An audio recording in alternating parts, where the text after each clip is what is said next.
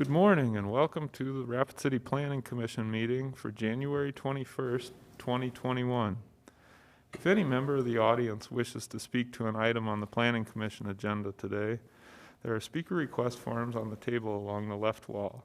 Please fill out the request with the agenda number of the item you wish to speak to and hand it to the staff seated on the left of the dais. At this time, we would also like to ask that if any member of the audience has a cell phone or other electronic device, that you either turn it off or turn the ringer to silent. If you need to take a call, please step out to the hallway so that the meeting is not disrupted. Items 1 through 8 have been placed on the consent calendar today and may be approved as a group. Action will be taken on all consent items in accordance with staff's recommendation by a single vote. Any item may be removed from the consent calendar by any planning commissioner, staff member, or audience member for separate consideration at this time. The findings of this planning commission are recommendations to the city council. The city council will make the final decision. Are there any items 1 through 8 that staff would like removed? No, thank you. Any items 1 through 8 that any planning commissioner would like removed? And are there any items 1 through 8 that any audience member would like removed for separate consideration?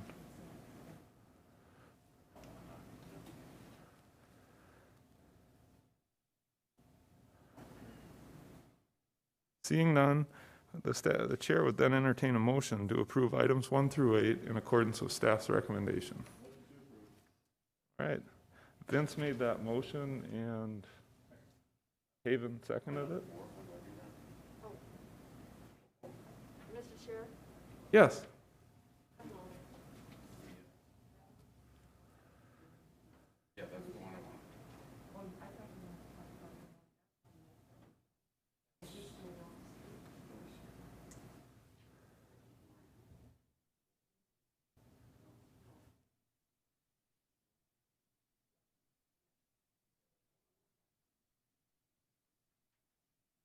Vicki?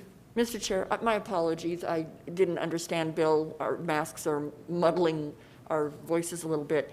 He would like you to reconsider approval of the consent agenda and have item number 4 removed. He would like to make a statement on item number 4. We haven't taken a vote yet, so if there's a substitute motion to remove item number 4, Okay. Vince made the motion to remove item 4 from the motion to approve items 1 through 8, and Karen seconded that motion. We'll hear item number 4. Well, we'll go with item number 4 now.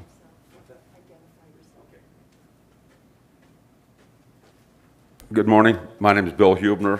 I'm president of Ace Steel and Recycling. Ace owns the land just north of number 4. I think it's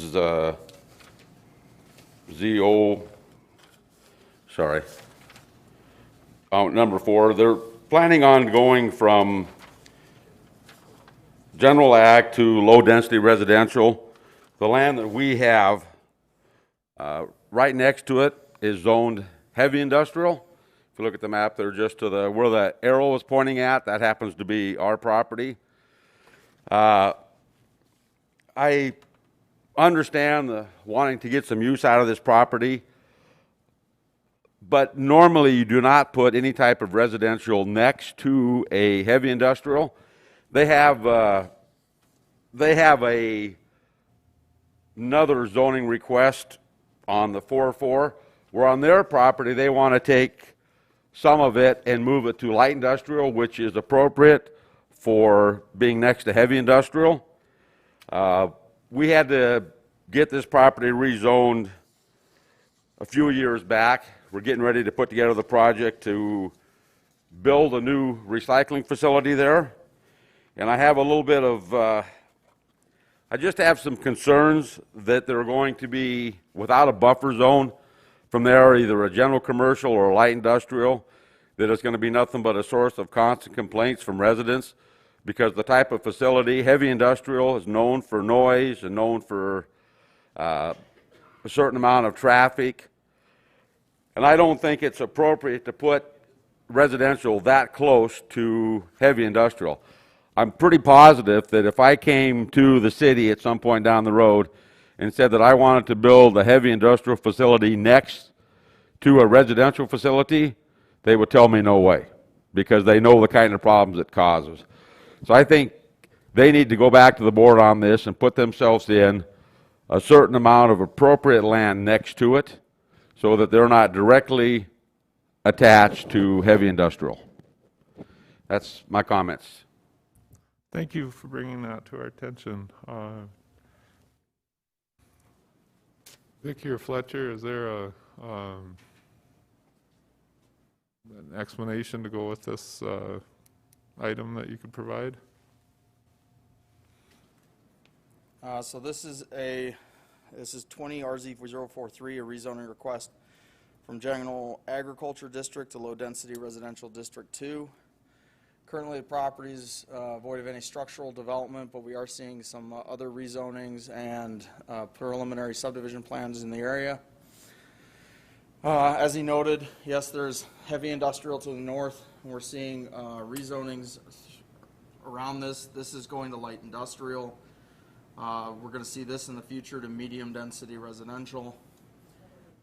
Some medium density residential in this area here, and low density residential district 2 in this area.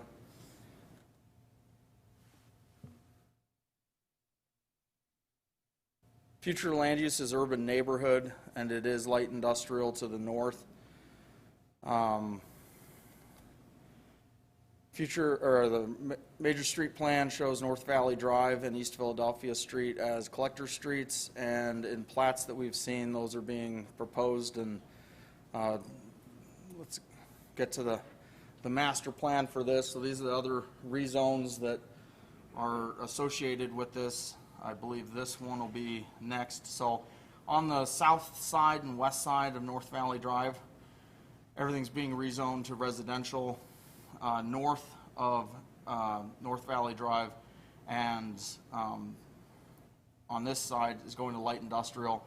There is a natural ridge that kind of goes through in this area, and the applicant, through their master plan, has identified everything north of that ridge is going to be more of an industrial use, and to the south of the ridge and south of North Valley Drive would be more residential.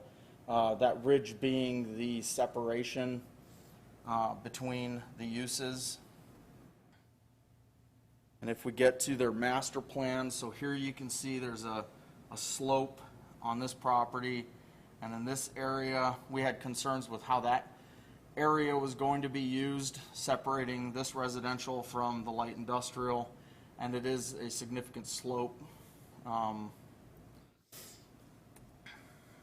Looking into the property signs posted, this is a really large area, so this is looking to the north and west towards where Rushmore Crossing would be, along North Valley Drive, back towards where Menards would be. Again, looking out into the site, and you can see in the distance the ridge, which is that physical buffer, physical separation. Again, this is looking into the site to the south and east, and looking south from what is the current terminus of North Valley Drive, but just showing that there is that hillside which should serve as a physical separation. Is it too much to ask to pull up the rapid map with some idea of how much that elevation difference is? We can certainly try that. Sometimes know when we try to access rapid map, it shuts the system down Oh, then and don't locks do us that. up.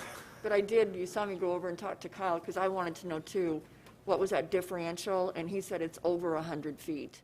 When we looked at this internally to see whether or not it was appropriate, we appreciate Bill's comment, because we remember when we brought you his rezone to heavy industrial, and there was a lot of discussion as to whether or not that is appropriate. And I can appreciate that he wants to safeguard what he can do on that property. So because of that differential, it was decided that there was a physical separation. that even though they share that common lot line, there is significant topographic constraint between them that will provide that visual and physical separation. But I do think it's important that Bill does make it a part of our record today, so that if he should come in the future and require a conditional use for a use in heavy industrial, that we don't use this rezoning against him as a part of whether or not that's appropriate at that location. It will do more with, is that appropriate adjacent to I-90? But I think that he needed to do that today. We're still going to recommend that you approve it based on that separation, but certainly can appreciate him needing to make that comment. Thanks, Karen. Oh, I'm sorry, Vicki. Karen, you're up. Thank you. I appreciate the fact that Bill came forward with this idea, because that is a concern, and especially if it's recycling. That's going to be not a quiet industry right there, and I'm hoping that the applicant understands that and knows that there could be some confusion in the future. If this is something that we do approve, and you want to make sure that in the future, when the recycling application comes forward, that it won't be used, how do we track that so that, I don't know when that's going to happen, but if it's several years from now and we're not around, how do we know that has occurred, that is going to be there? Vicki? Thank you, Mr. Chair. Excellent comment, Karen. And you're right, we do this every day. There are some of us who have been here a long time and can remember the history of how pasture land turned into development, but that's why we put these minutes together and put them into the record, so that when Bill or whomever owns his property comes forward, that can be shared. We can confirm it because it's of official record, because those that will be complaining about it won't be the developer today. It'll be those that own the homes down the road who are unaware of how this was allowed adjacent to heavy industrial. Thank you, and I'm sure Bill will remember it, so he'll remind everybody. Okay, that's it for now. Thank you. Mike Kwasny? I thank you, Bill, for bringing this to the attention. It's kind of like the airports. They build an airport out in the middle of nowhere, and there's no buildings, and that's why they do it, so that the airplanes when they make the noise, they don't affect the people around. Then they build hotels and residential, and so I think this is very similar to that, and I think this is an important thing to take up. The problem, how will it be on the other side of the hillside? It's not going to top the hill, the residential? Goes all the way to the top? So,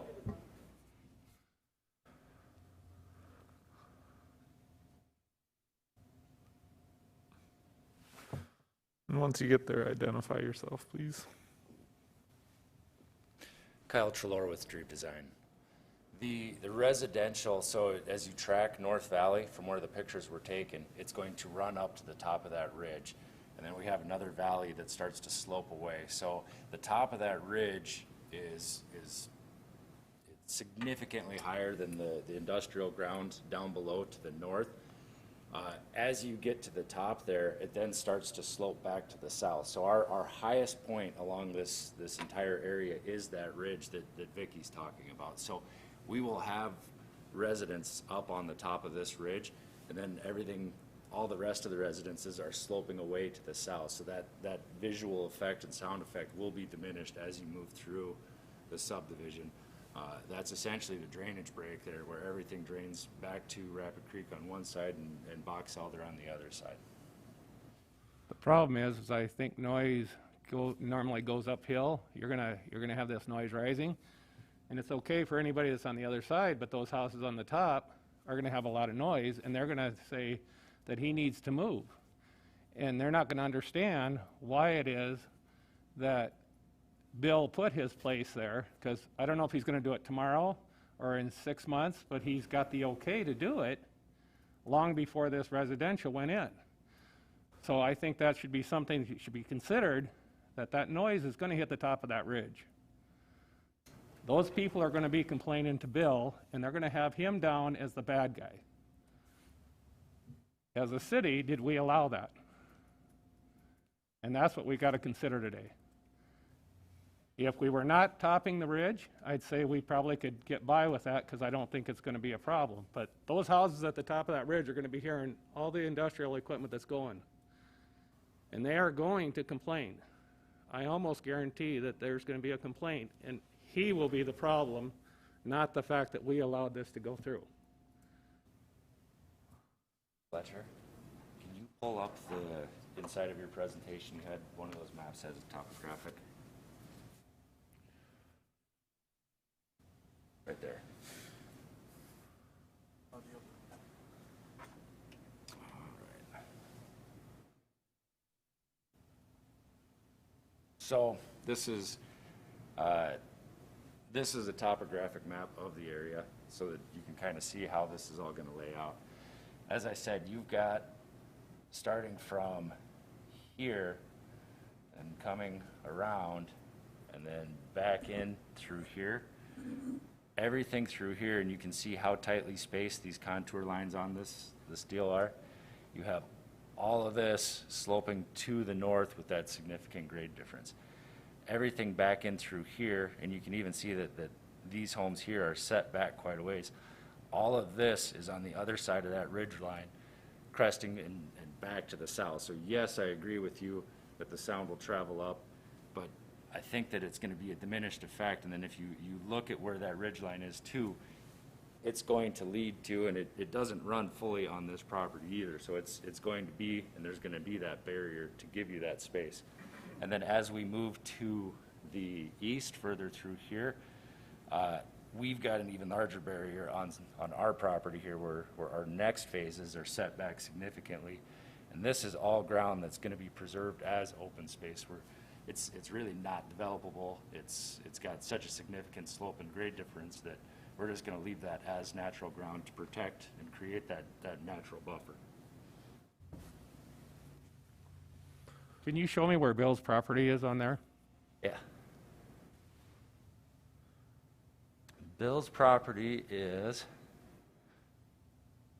right there.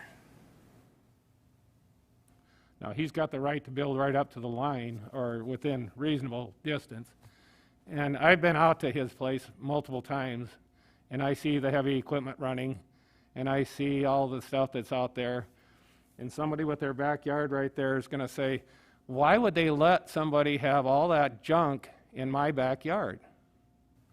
Because they're going to be looking at that as well. Not only the noise is a problem, but they're also going to see all the stuff that's going on back there.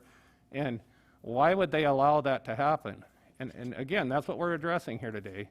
And I think we need to really look at it and make sure that we're doing the right thing by this. And I agree with you 100%. He's got his facility down through here. He's got materials. He's been moving dirt just the same as we have. This will be developed, and there's a subdivision plan that will come and kind of show some of the development timing too. That's in the works here. The first step is for us to go to the rezone. But what we can do, so number one, this slope, that area that I had drawn through here, each one of these homes is set back. We can, if it's this much of a concern, I can create additional buffer space. So right now we've got on our closest lots, which would be these 4 lots here, knowing that each one of these lots, like right through here, this is over 200 feet deep because of the shape of this property and the limitation that you can do with cul-de-sacs and where you can actually set these homes.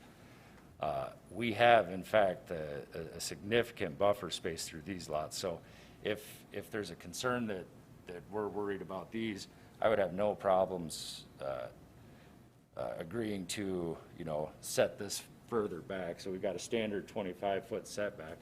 I could push that back a little bit more just to create a little more buffer space. That would be something that I would have no issues with, say go to 50 feet, and then I can drop that cul-de-sac back a little bit more. But every foot that I move away from that property line is moving me not just away from the ridge, but down from the ridge too, creating, as you come up, a situation like this. So every foot that I move away from that ridge, I'm actually coming down to creating and actually enhancing that natural buffer where the sound will have different travel waves away from this area. Vicky?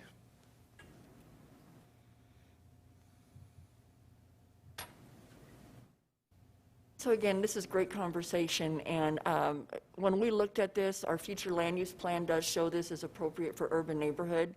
Because of that existing ridge, what happens on this side of the ridge will not be visible on what Bill does on the other side of the ridge. However, there is concern about that distance and buffering, and it was well-founded and stated today. My recommendation is that you approve this rezone in conjunction with the plan development designation, so that when they come forward with a lot layout, this buffer that Kyle has just discussed, you can have a look at it again, as can the neighbor, so that we can all ensure that future owners of these homes have been considered and that separation is being provided from the industrial use and the residential use. And I think that that's a good observation. The other thing that's happening, I'm assuming there'll be kids in those houses. I'm assuming that those kids will travel. I'm assuming that they'll go out of their backyard and want to go down and see what Bill's doing down there, because kids have a curiosity that's kind of amazing. And I think it's important to have that curiosity because that's how we learn. But we're putting that in place of, we always plan for a buffer zone in high industrial. And I don't think we've done this here. And I would recommend that we really look at this hard and decide what it is that we really want as a community. Now, whether it says that we can do this or not, is it the right thing? And that's what it comes down to. Is this the right thing? Because Bill was already there, and I think he's got the right to protect his where he is. I just really feel that we need to really look at this development and decide if this is what it is that we're after in our community. Mr. Chair. Yeah, Vicky? So obviously, when the city originally created the master plan and the future land use plan for this area, Bill's property was not identified as heavy industrial. In fact, Planning Commission didn't support his rezone, council did. So we changed the future land use plan to show that as heavy industrial because Bill won that one. He made an argument as to what it would service, and it was close to rails, and it was going to be needed in the community. So this property has been identified as residential for a significant period of time, and a part of what this developer anticipated as he was laying out that project. When we knew we had to change the future land use plan to reflect the rezone to heavy industrial, we looked at, should this be reconsidered as well? And when you go out there physically and look at it, that tall ridge of separation, which is at points 200 feet difference with a ridge between it, it was determined that that was sufficient to not change this designation from urban neighborhood that was there first. And I agree with that, but once the city council made that decision to make that industrial, we changed what was going on in this neighborhood. And so I understand that it may have been considered. I just don't know if it's a good consideration. I think that we owe it to the community that's going to be living in there to make the right decision. And I don't know that this is the right decision for those houses that are towards the top of that ridge. And I would just question whether or not there's another option. I don't question that we need to develop it. I like what's being done in a lot of the areas. I just question whether this is the right thing to do. Thanks, Mike. I've got a few more commissioners with questions. Kind of run through them, and then I'd certainly call you back up, Bill. Vince? Thank you, Mr. Chair. Actually, I would like to speak to the regarding the recycle bill. Oh, yeah. Come on. And that is, what are you recycling? What's this all about? Bill, come on up. I didn't know Vince had a question for you. one of the things, I'm sorry, I have very hard of hearing, probably because of the business I'm in, so I usually read the lips a lot, so if I don't hear you, it's not because I'm dumb, it's just because I'm deaf. We are primarily, we are a metal recycler. We do scrap iron, we do everything from aluminum cans to window extrusions, coppers, brasses. You know, I had that nice drawing, I don't have that, but in the, it would be the southeast section of that is where the scrap iron is going to go. That's behind the tank farms, so we're trying to hide the view from the interstate, which we need to do because it's a very ugly business. And I think, you know, we talk about the looks, but the thing I'm more concerned about than anything is how loud it can be. And a lot of the equipment coming out nowadays is bigger and louder. If we're operating, nobody in that ridge up there is going to be able to get any sleep. They're going to hear it throughout the day. And that's my biggest concern. They're going to come to us and they're going to complain about us constantly, like I said, because it sounds like it's that ridge is going to solve it. It might solve a view, but it's not going to stop the sound because the sound is going to go up and it's going to go out. And that's our biggest concern. Do you have an idea when you wanted to start this facility? You know, we were going to do it 2 years ago, and then the markets turned down, and we decided to hold off, but we're going to submit a plan sometime this year and start construction on it. And aren't these businesses, haven't they progressed enough to where sound can be muddled or muted? I'm sorry, I couldn't hear you. What I'm asking is that, because we talked about the sound, and the sound of this facility being loud, and it could interrupt the urban neighborhood, if you will. And I'm asking, aren't these facilities, don't they have abilities to mute or to lower the sounds that they put out? Not that I know of. I mean, if you imagine taking your entire tray of silverware and throwing it on the floor and then multiplying that by 1,000 times, that's pretty tough to mute. Pretty tough to keep quiet. Okay. Thank you, sir. Haven? Vicki might have referred to my question, I guess, as to some restrictions on the north end of that property that could be revisited. Maybe if you could explain that a little more, that might be helpful. Mr. Chair.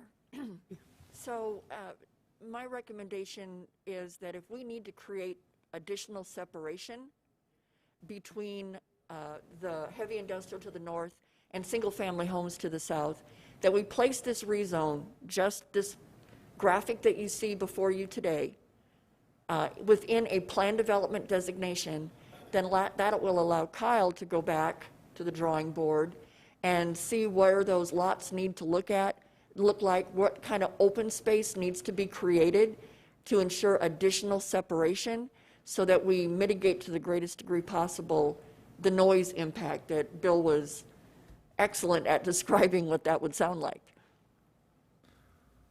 And one other question then, where, well, on one of the slides here, it has the words Antelope View Estates, which is kind of to the right of this. I just wondered if there was some plan for the use of that, yeah, right at the top there where it says Antelope View Estates. Is there some, any idea what that property is intended to be used for? So the property, the area of the rezone that we're talking about today is this, which is also called Antelope View Estates.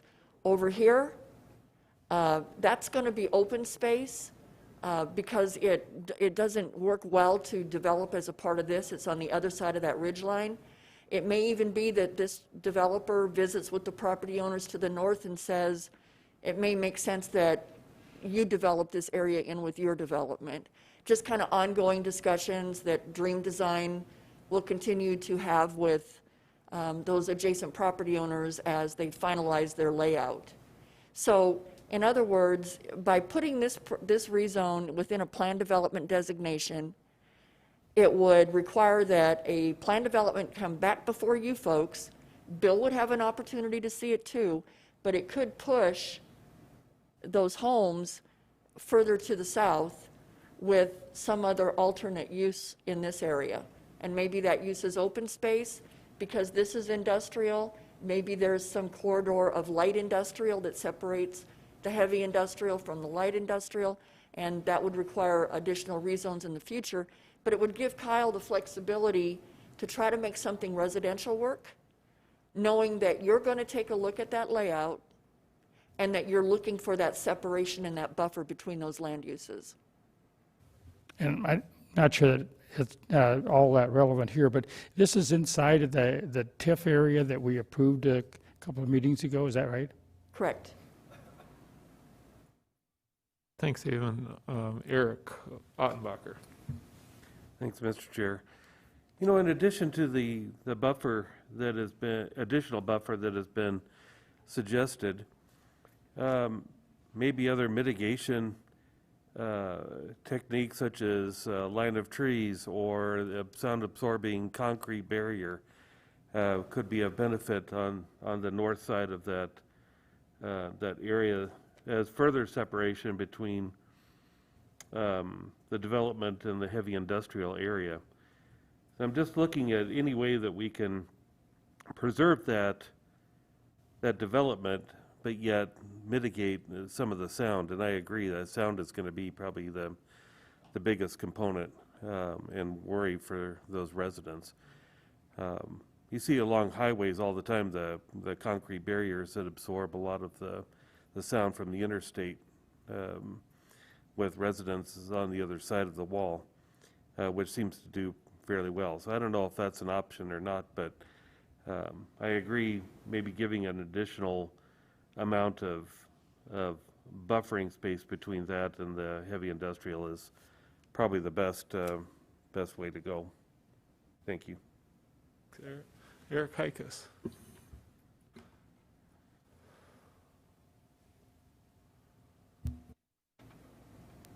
Thank you, Mr. Chair. I share in some of the concern that Mr. Kwasny and Mr. Ottenbacher have on both the visual and the sound mitigation issues. Eric makes some really good comments about the use of those concrete barriers along the sides of interstates. Usually those have an air void in them to mitigate sound.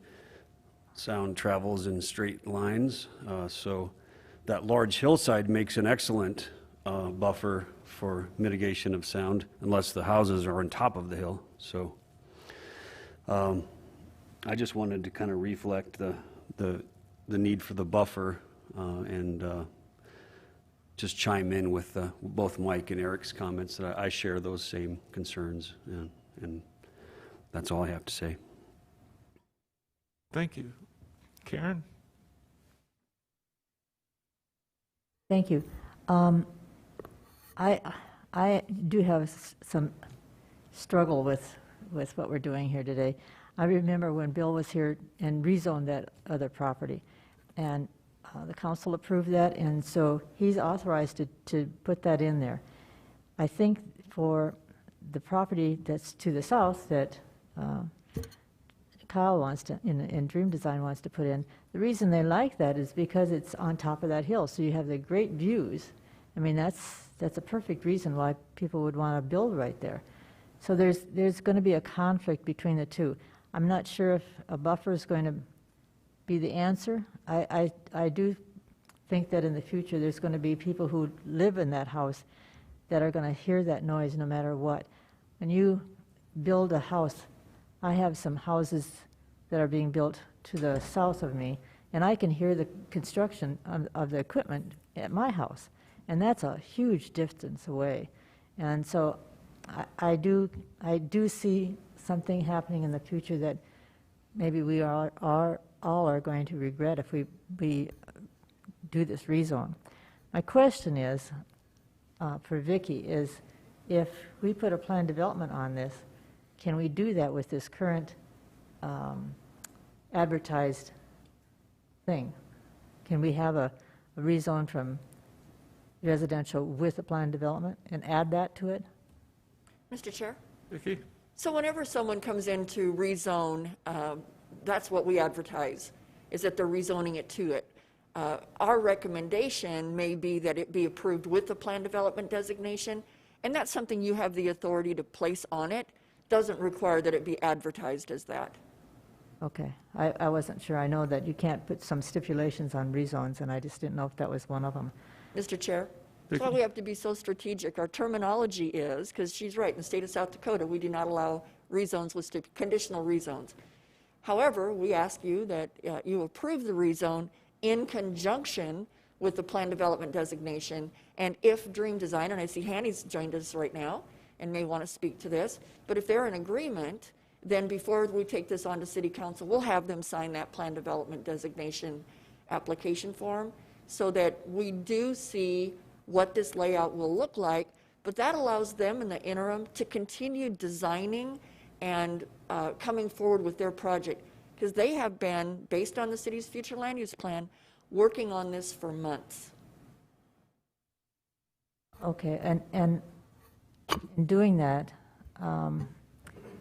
is when they come forward with the plan development, designation, when they come forward to show us the layout, there's stipulations that we can put in there that says the houses have to be at the cul-de-sac end, not at the top of the ridge.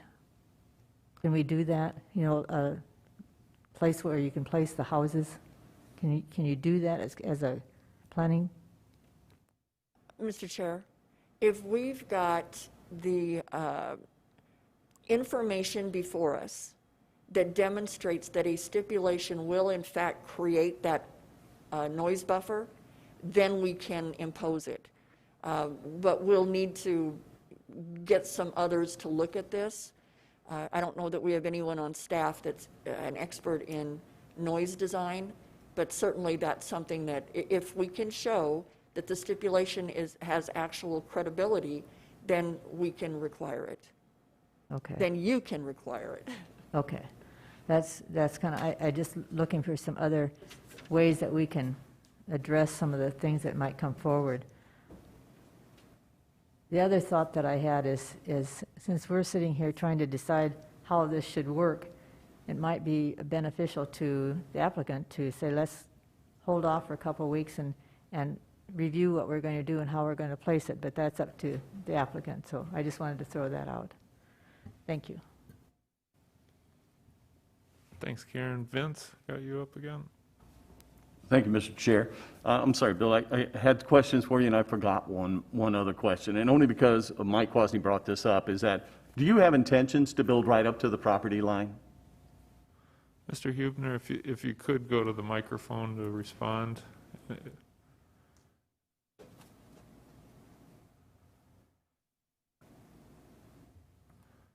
So this is your property. On this area right here, I can build up probably within 30, probably 20 feet of the property line on, right in through here.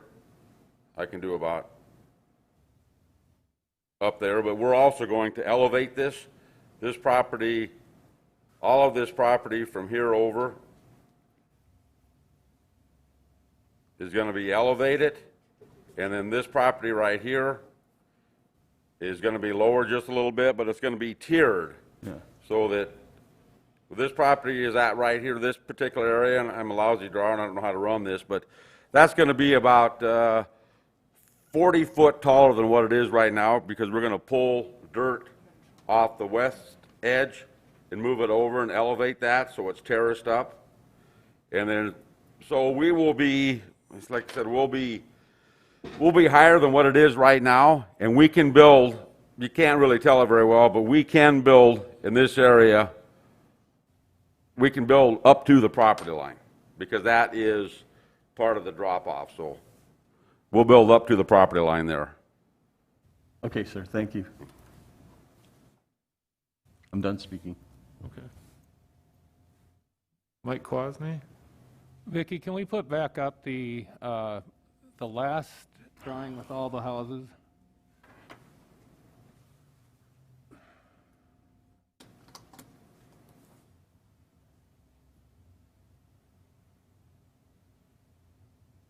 This one does Back- show some topographic information.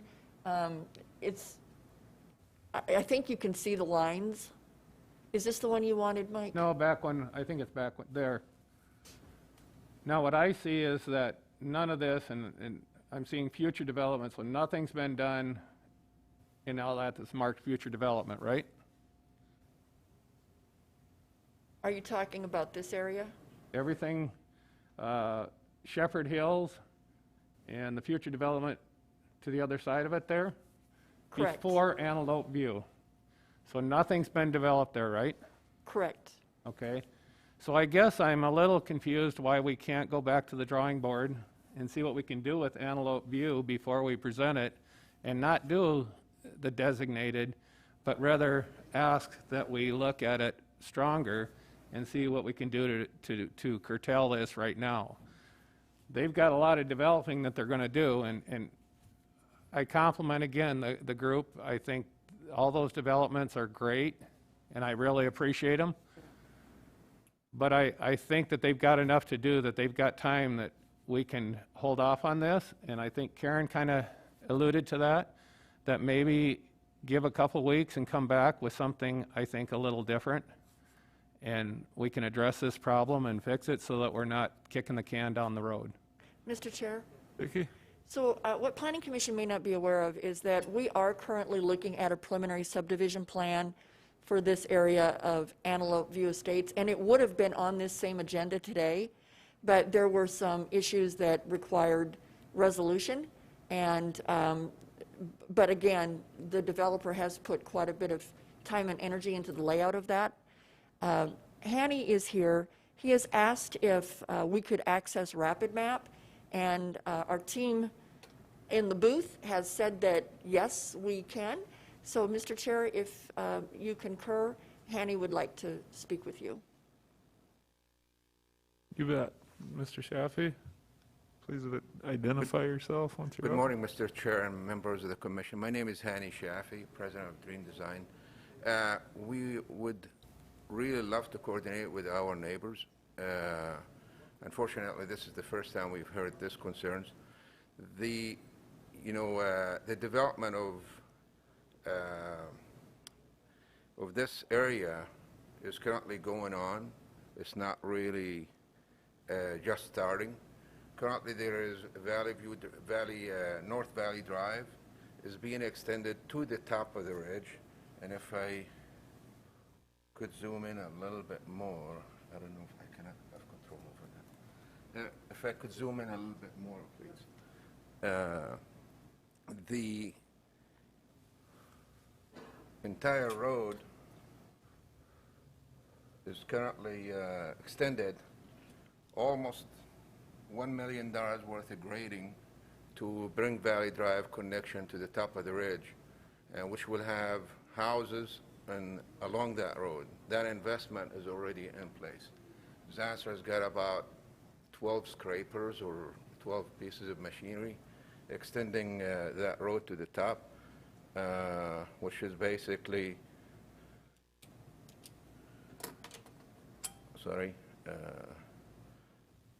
this road right here, all the way to the top. If you go there today, you could drive actually to the top of the ridge going that way. There will be affordable homes going along that road with some apartments on one side. If you zoom in and look at the topography, our neighbor's land is about 100 foot lower than ours, starting from that line where the pencil mark is.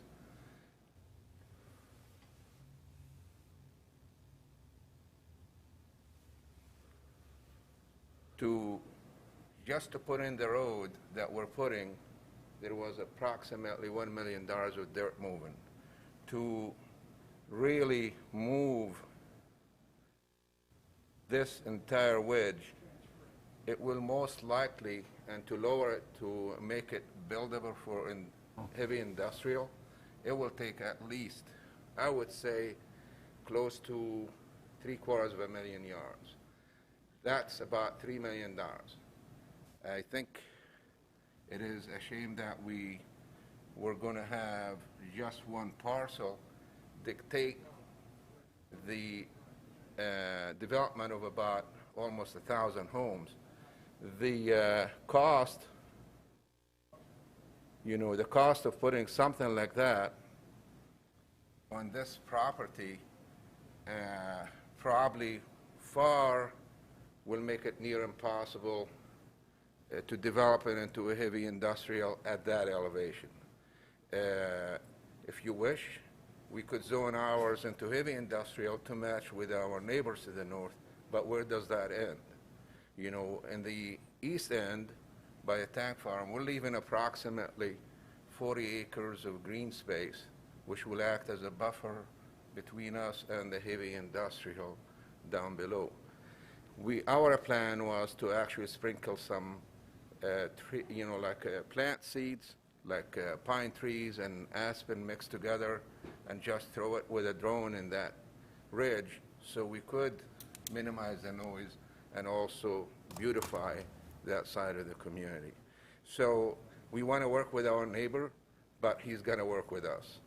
He should have called us before to really notify us of his concerns. To develop this into heavy industrial, it may not be conducive. There is going to be homes there. Where does that noise travel to? How far does it go? What are we going to do to our neighbor to the east? So therefore, I really encourage you to approve the zoning. It's fitting with the future land use plan that the city has. So therefore, delaying this is not going to create any other alternative. If we need to leave it as a buffer, our neighbor could buy the land. If he does not, then we got to develop it as per the future land use plan. Thank you. Thank you, Mr. Shafi. I'm still just personally struggling seeing the contours on any of these sheets today. Can I ask, is there resistance from the applicant? Was the applicant okay with either a planned development designation approved today or with a short delay in this application?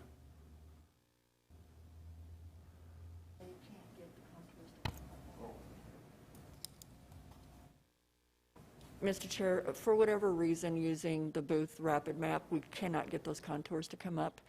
So the question is, Dream Design, in order to ensure that the conversation that you just shared with the Planning Commission, to provide that buffer, to ensure that that's something that will be integrated into it, one tool we have in the toolbox is to approve this rezone with a plan development designation, so that when that layout comes forward, you can demonstrate that that buffer is being provided.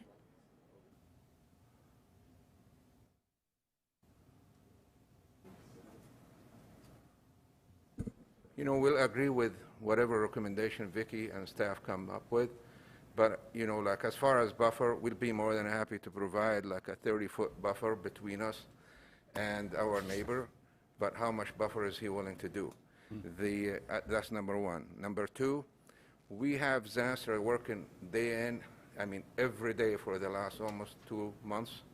We sit on top of their edge. We don't even hear a single thing from their equipment. So it's another thing. We have the interstate. We have a lot of other activities on the bottom. There is at least, I think the elevation on top of this ridge is approximately 3,300. The bottom of the ridge is approximately, I think, 3,190, 3,200. So there is about 110, 115 feet difference in elevation depending on where you're at. If we leave about 30 feet from the ridge in our property as a buffer in that area, we're leaving about 40 acres on the other side, and that will create that buffer. But whatever Vicky recommends, we'll go with. Thank you. Thank you, Mr. Shafi. Eric Heikus, do you have a question, comment on this? Thank you, Mr. Chair. It's a good, lively conversation, enjoying it very much. The scientific part of what Eric Ottenbacher mentioned about trees and buffers, trees make a much better visual buffer than a sound buffer, just for the record and for the sake of science. Thank you. Mike Kwasny?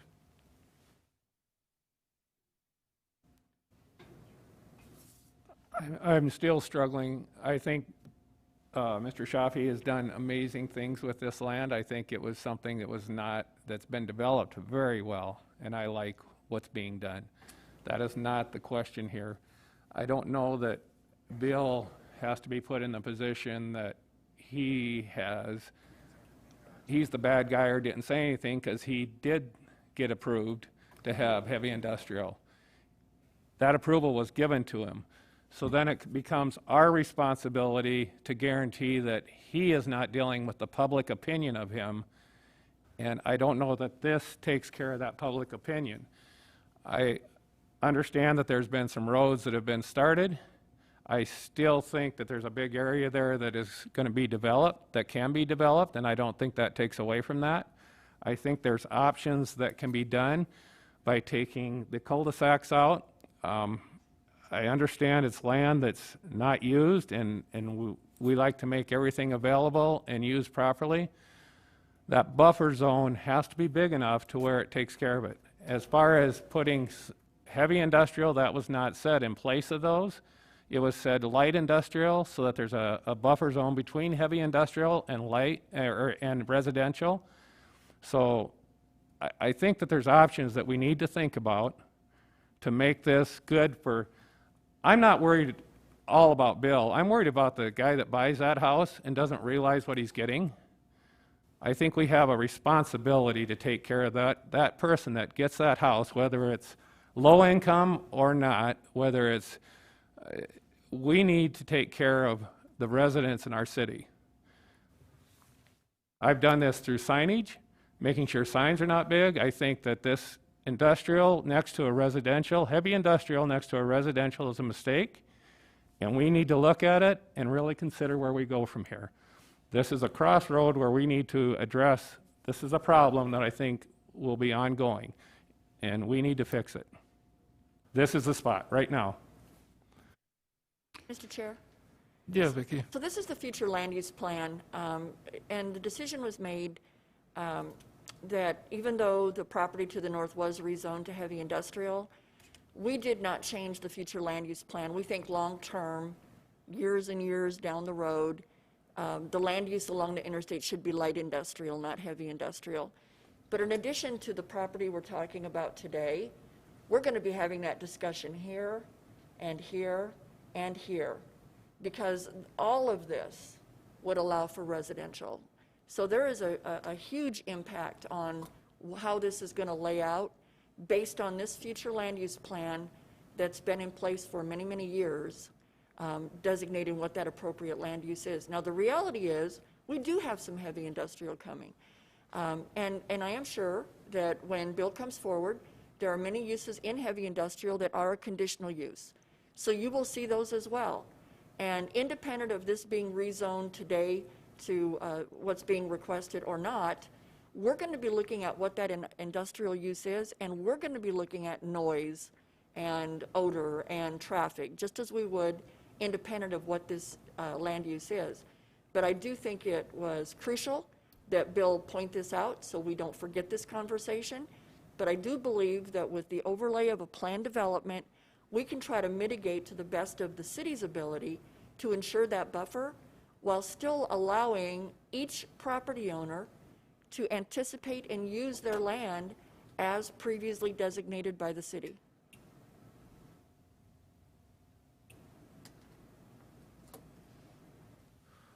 Thank you, Vicki. Haven? I don't know that it's something that we have authority over, but what would bother me then is a couple of years down the road, and maybe some of us won't be on the commission then, the landowner comes in and the person that bought one of these lots and says, well, I had no idea that my lot was next to an industrial site. and again, I'm not sure that we have any authority over that, but it seems like there's some responsibility on the developer as well as whoever's selling these lots to make that information available to the buyers. Thanks, Evan. I guess I would ask again, and this is me personally, but I'd feel uncomfortable making a decision about the location of especially those last few lots and on each of those cul-de-sacs without having the elevations on a plan in relation to the neighboring property. And I think we can do that through a planned development, but that's, without that, I don't know that we can make an informed decision on what the buffer actually is. We should have one here. Being no other lights up, I guess I'm wondering if anybody has a motion yet, or if anybody has further comments, questions on this. I have a question. Karen? I just have a question on the motion. If I understand it, the motion was to approve the consent calendar with the exception of 4. I'm sorry, I went directly to item number 4. Right. With the substitute motion. We're hearing item number 4 only right now. Well, we just and pull that out. we'll go back to items That 1, are 2, on the 3, consent? 5, 6, 7, 8. Gotcha. Mr. Shaffey, you have a comment, question? Can you folks see the topo lines on that now? The shaded area is topo. Better. I'm sorry, the contours are so thick because it is severe. Our neighbor owns the ridge north of the yellow, and it's currently a slope of a 3-to-1 in most areas. To really move that dirt is going to take a lot of money. I know Mr. Kwanzi, Commissioner Kwanzi mentioned, we really can't we cannot approve this without allowing our neighbor to proceed with his development, which he has not submitted a plan for his development, to my understanding.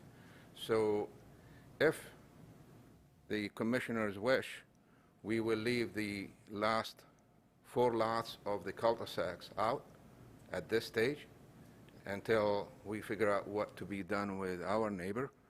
But I guarantee you, we will be getting notification of his deal. I don't think this is a suitable place within our community to have, if it is going to generate the noise that he's going to generate.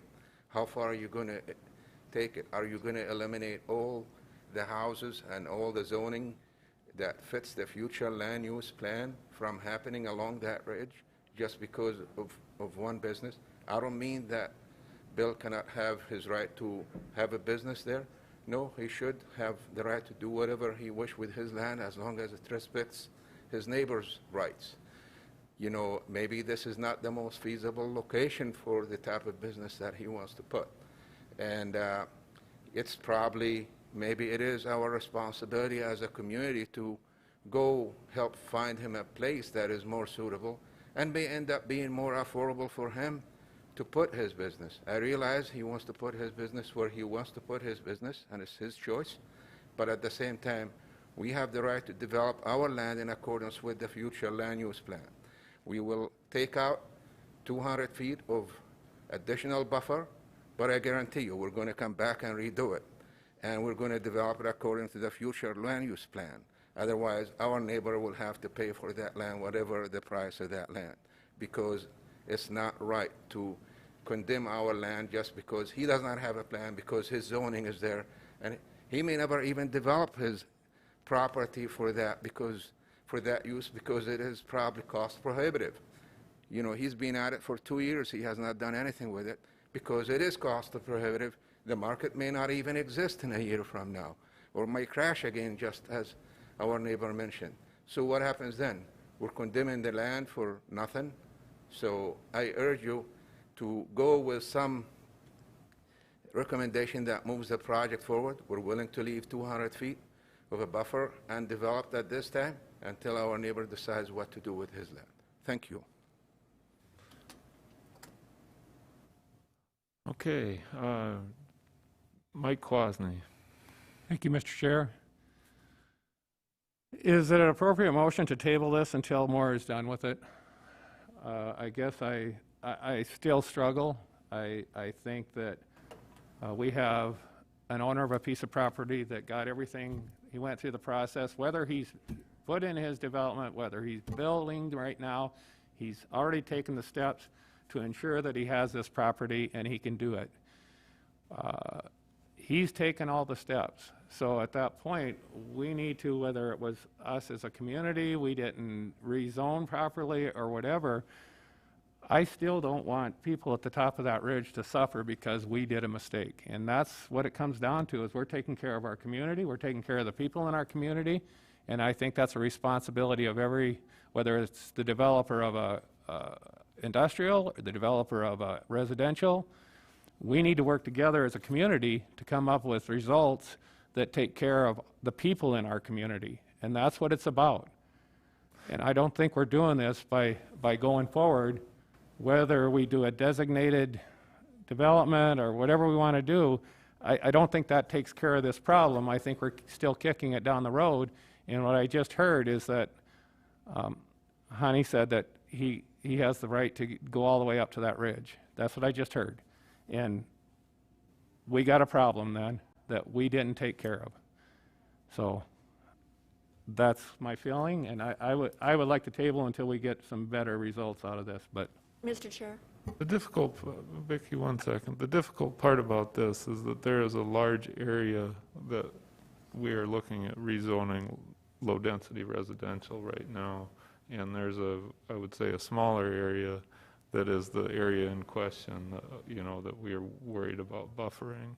So I just want to make sure everybody's clear that if we table this whole thing, you know, all these lots to the south and the MDR and the light industrial are all, or, you know, that's, I shouldn't say that. The other two parcels aren't there, but you know, all that area to the south is included. Vicki? Mr. Chair, instead of tabling it, because then the applicant's got to start over and send a new application, my recommendation would be that you continue it for 2 weeks to allow the applicant to submit a layout identifying that buffer and a revised legal description that would eliminate that area for the buffer from the low-density residential zoning district. That's one thing you could do. You could also approve it in conjunction with the plan development, putting them on notice that you want to see that buffer as a part of a final PD, which would allow this application to go forward.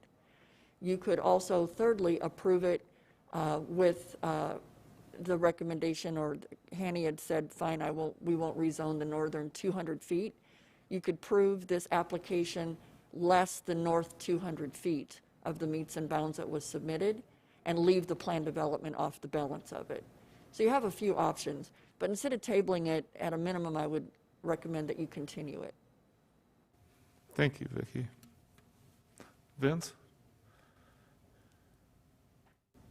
Thank you, Mr. Chair.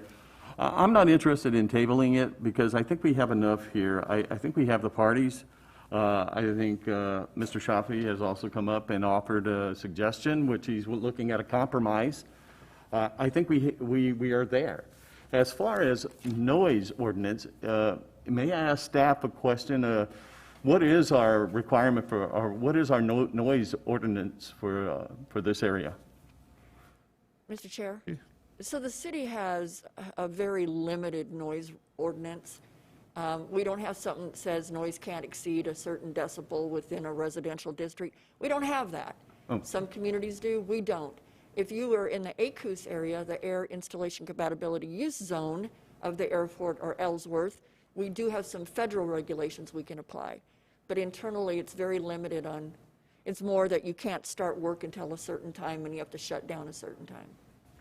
Okay, thank you. And that was one of the things I understood, is that, because I heard that there was going to be noise all 24 hours a day at one point, or I thought I heard that. And that's not right. They can't continue operations past a certain time at night. Is that correct? The noise regulations really is more specific to construction. Okay. than it is in the operation of a business. Understood. Okay, thank you. The other thing is that, you know, right down the road from this location at Turbine Drive and Elkvale, this same commission changed that light industrial so that businesses could start there. Again, I think we have the parties here. I think Mr. Shafi has made some suggestions. I think we should really consider that before we say that we don't have enough information here. The suggestions made by the two Erics, if you will, were regarding noise reduction. I think those were great suggestions. I mean, if we need 2 more weeks, then maybe we could take it, but I'm prepared to go forward today. Thank you. Mr. Chair, Vicki? because of legal notification requirements, if you're going to continue it, you would have to continue it to your February 18th meeting Okay. for a month. Okay. Eric Hikas?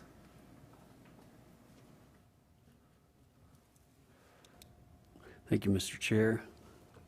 And also, thanks for requesting this topographical information. I think it's very helpful. That ridge line may, in fact, act as the buffer for sound in its current condition. I don't have a section or anything to really be able to fully understand that where the noise is generated on the north property, how it would travel to this property, but it's very helpful to see the size of that ridge line, and that could potentially make up a good part of the sound buffer as required. Thank you for this opportunity to see the topographical portion of it. That was very helpful. Karen? Okay, I'm not quite understanding the 200 feet that Hanny mentioned and what he meant by that, to take that out of the rezone. Is that what he's talking about? I don't know if that's a good way to do that. To me, it just doesn't seem the right way. I'm going to make a motion that we approve this rezone with a plan development that has to go, and I don't know if I'm saying the right thing because I don't want to say with a plan development because that's not how it works, but how to word that so it's legal.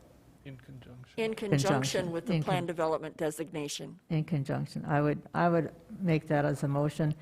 And just to add on, I am not real comfortable with the 2 zoning designations, but I don't want to see further industrial coming down that ridge either. I mean, what else are you going to put there? To me, housing should go there if you can make it work.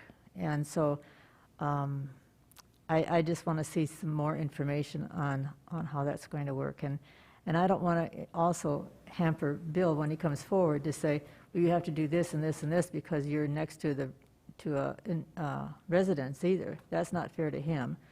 And originally, I was hoping that Bill would not have put his thing there. And we, as a planning commission, denied it, but the council approved it. And it wasn't so much for what's going on to the south, which we did take into consideration because it was big open land, what's going to happen there. But we also, because of the highway that was, the interstate that was there. So, you know, it's a difficult area, and I think we have to work with what we've got. And so I shouldn't have said stuff after my motion, but that's my motion anyway. Okay, so Karen made the motion to approve the rezoning in item number 4 in conjunction with the plan development designation. And is there a second to that motion? Haven? Haven seconded that motion. Now, further discussion, questions on the motion on the floor? All those in favor, please say. Excuse me, I did have a, Oh, I'm sorry. if I could, then, just to clarify, Vicki, maybe, under this motion then, that will require them to come back for additional confirmation from this group, from the commission, is that right? And what would we be considering then when they come back, whenever is, I guess? Vicki? Placing a plan development designation on the property will require the applicant to submit a final plan development overlay that will be brought before the planning commission, and the neighbors will be noticed as well, with the specific lot layout, identifying the type of buffering and accommodate drainage and any other design aspect that goes with the construction of that cul-de-sac. So potentially, we'd be confronted with the same issues we are today, I suppose, unless they made some changes based upon the discussion we've had this morning? Correct. And I think what you're hearing from both Hanny and Kyle is they're listening, and knowing that Bill's plan is to construct within close proximity to his property line, that they will lay this out with something a little different than you see up on the screen today that will provide separation with, and we heard Hanny talk about the buffering of using landscaping as an element of buffering, and you would see all of that as a part of that final plan development. Okay, thanks, Ava. And Eric, comments, questions on the motion? And actually, Vicki addressed that the overlay will actually show those changes that are being proposed, whether it's additional buffer, landscaping, whatever. And so my question has been pretty much addressed. Thank you. Okay. Please, Bill. Okay, the way I understand it, you're voting on approving it with an additional buffer. But if the additional buffer I don't feel is anywhere close to appropriate, I've lost my recourse. Is that correct? I won't have, because the Planning Commission will send it through to the City Council with a recommendation for approval. Then if it goes through there, the only way that I can get any, to ensure that I provided for the long-term viability of our company is to go to court. Is that kind of the way it looks to me? Vicki, chime in anytime here, but today, if the motion is approved as it is on the floor, it would go to City Council with a recommendation to approve the zoning in conjunction with a designation for a plan development. That plan development would be a second application. When they came back in with that application, you would be noticed as a neighboring property owner and have the opportunity to view their plans, probably revised plans, and evaluate the buffer situation. And you would have the chance to come to the meeting again, Planning Commission and City Council, to make your comments heard at that time. So point of clarification, Bill, you would have an opportunity, as the chair said, you'll be noticed of that final plan development. You can come into the office and look at the plans before the meeting. We encourage you to visit with the developers and work together to try to provide that separation between the two of you. If Planning Commission should approve that final plan development and you feel that buffer is insufficient, you can appeal their decision to City Council, and then they would make the final decision. Okay, thank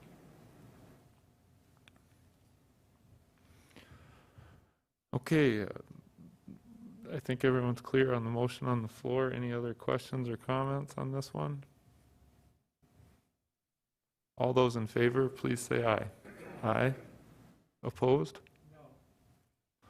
Okay, motion carries with Mike Kwasny voting no. That takes us back to the motion on the floor from Vince and Haven to approve the consent calendar, which now consists of items 1 through 8, except for item 4. Any discussion on that motion? Questions on that motion?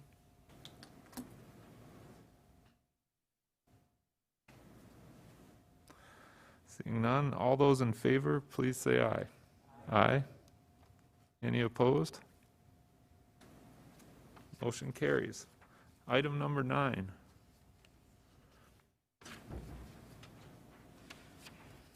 Item number 9 is 20 PD 034. It is a major amendment to an initial plan development overlay to allow an apartment complex for property located northwest of the intersection of the Highway 16 Service Road and Fox Road. In particular, what the applicant's proposing is a 308-unit apartment complex, 2-story apartment buildings, a total of 14 of those. 12 garage structures, a community building, and an outdoor swimming pool.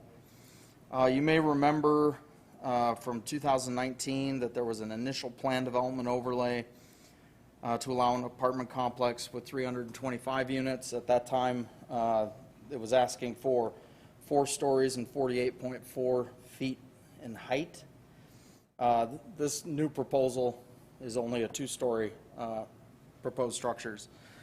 But, so there is, I believe those structures are down on the property now, but this is the location. Along in 2019 in March, City Council approved rezonings to Office Commercial District. The Office Commercial District allows as permitted uses multifamily. The reason this would require a final plan development is that there are multiple primary structures on the property being proposed. Future land use, and we can see Mount Rushmore Road as an entrance corridor. And then we have major street plan showing Collector Street along the service road, and then Mount Rushmore Road as a principal arterial. And then you'll notice on this west side of the property shows a proposed Collector Street.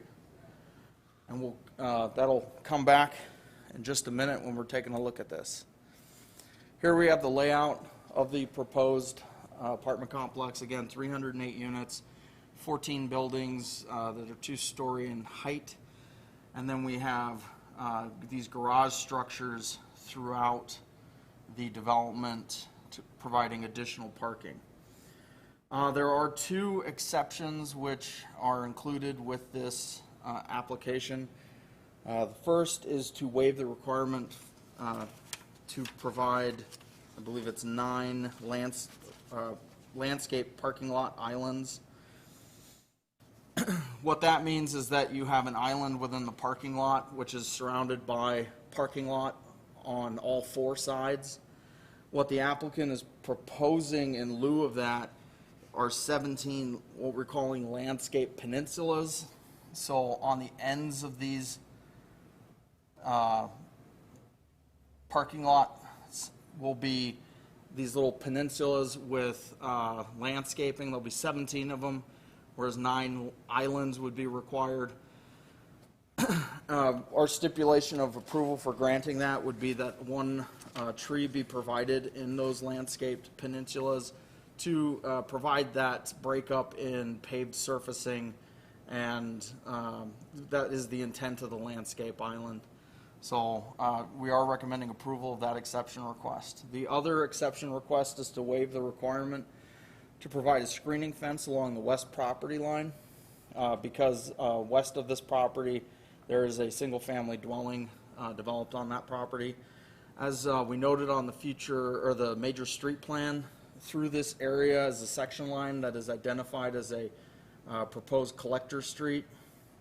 So there is a 58-foot setback required from that section line, which is being shown.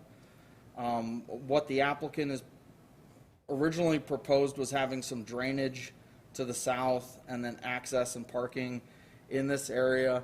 They have revised the plan to remove that parking and that access aisle and revising where the drainage is going to be located.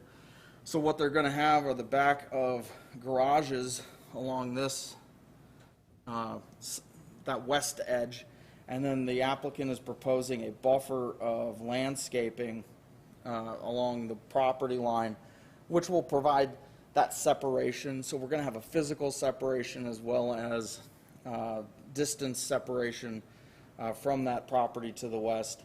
And when we get to the pictures, you'll see some of the existing landscaping in the area. But for these reasons, staff is recommending approval of that exception to waive the requirement to provide a 6-foot-high screening fence, provided that with the final plan development, so a final plan development overlay would still come before you for review and approval, and we'll have more detail on that landscape buffer. Here we have elevations again showing 2-story, some of the colors, the garages being proposed.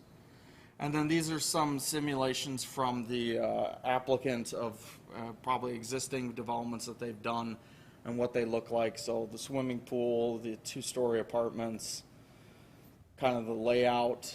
This isn't what is being proposed, but this is kind of what it will look like with the garages and the two-story apartment buildings.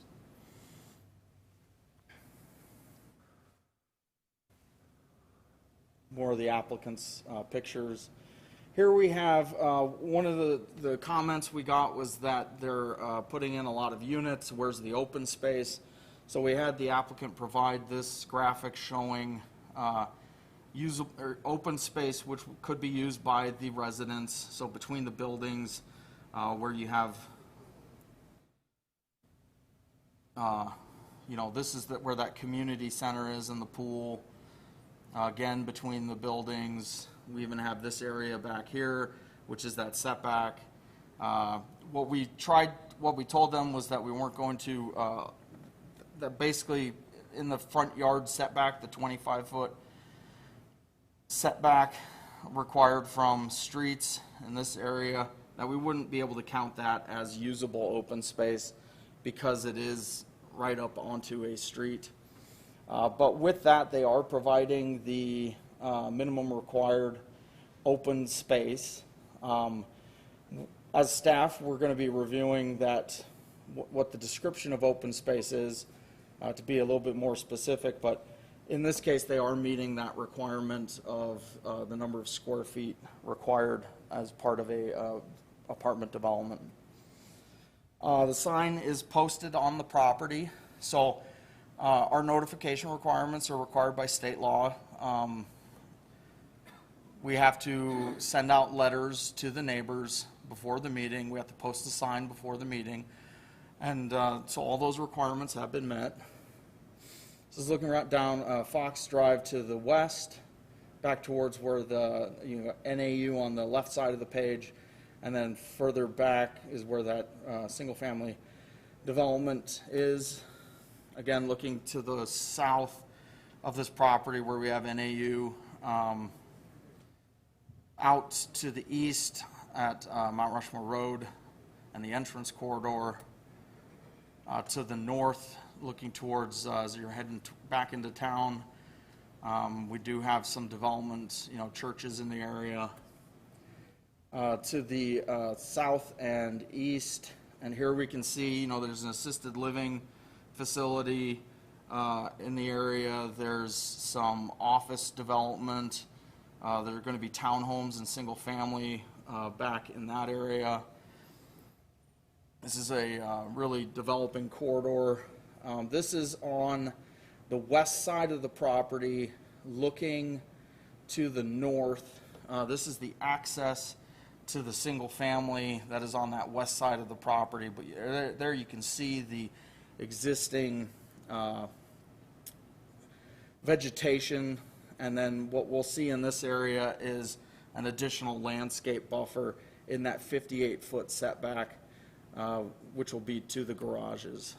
And this is looking from the end of Fox Run Drive to the south and west, and back here we have a residential development of large lot single family homes. And at the end of Fox Run Drive looking west, again, some single family development, large lots, large homes.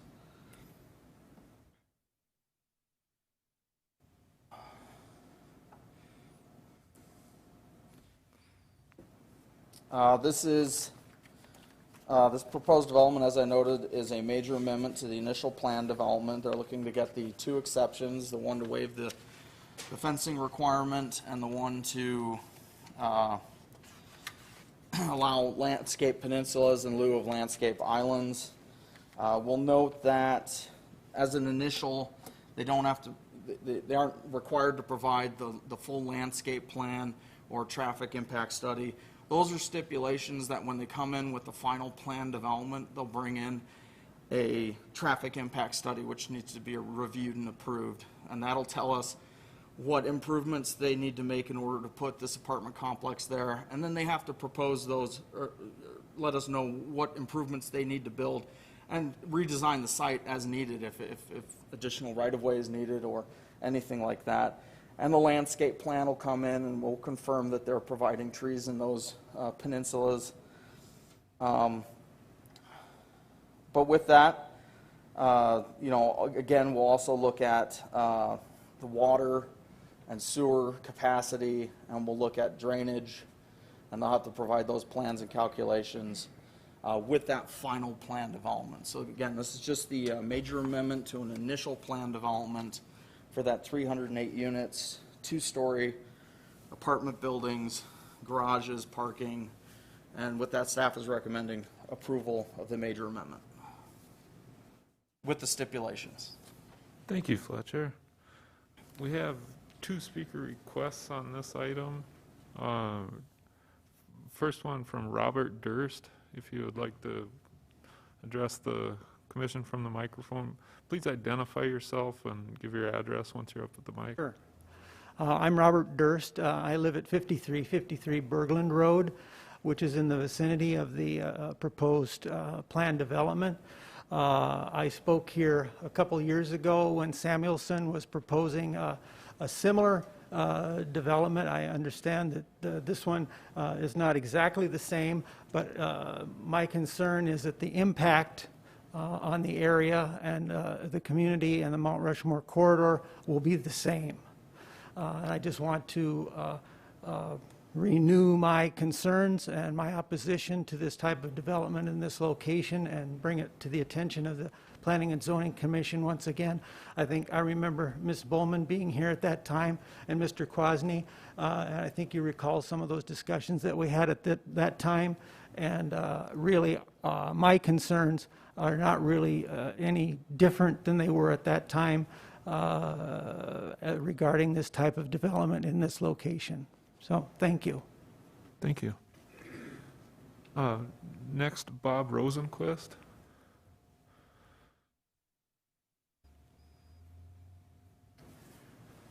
Good morning. I'm Bob Rosenquist. I live at 5151 Bergland Road, the property to the west side of this proposed plan. My concerns are the size of this project, the density, and the number of people that will be living. There will be over 500 people in this little area. Without a little better buffer zone, I feel that the privacy and the security of the private properties around there are going to be in jeopardy. Last year, there was proposed a fence that would go around 2 sides of this property, and I see that's dropped in lieu of a few trees to the west, which I don't believe is going to really provide much security or privacy. We all know how long it takes to grow trees, and I just don't think that's going to be sufficient for privacy and security on this area. Also, the road system just isn't capable of handling this number of people that are going to live here.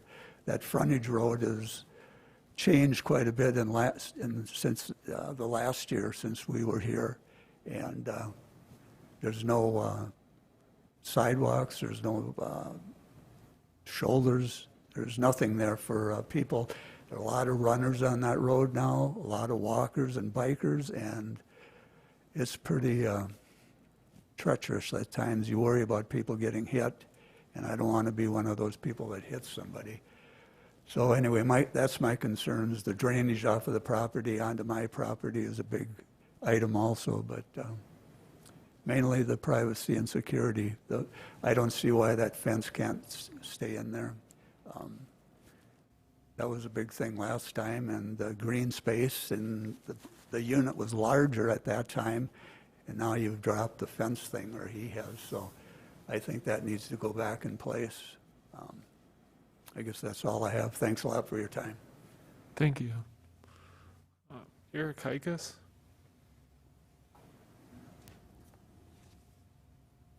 Thank you, Mr. Chair. Is there any metric available on lot coverage, Fletcher, percentage-wise, or as required and provided? So if you don't mind, so in reviewing this, we did confirm that they they're allowed to have a 30% lot coverage. They do not exceed that. They have to provide 400 square foot of open space per unit. They exceed that. They are only allowed so many units based on a formula per acre. They do not exceed the maximum number of units either. And we looked at that very closely as well to make sure that they weren't overbuilding the site.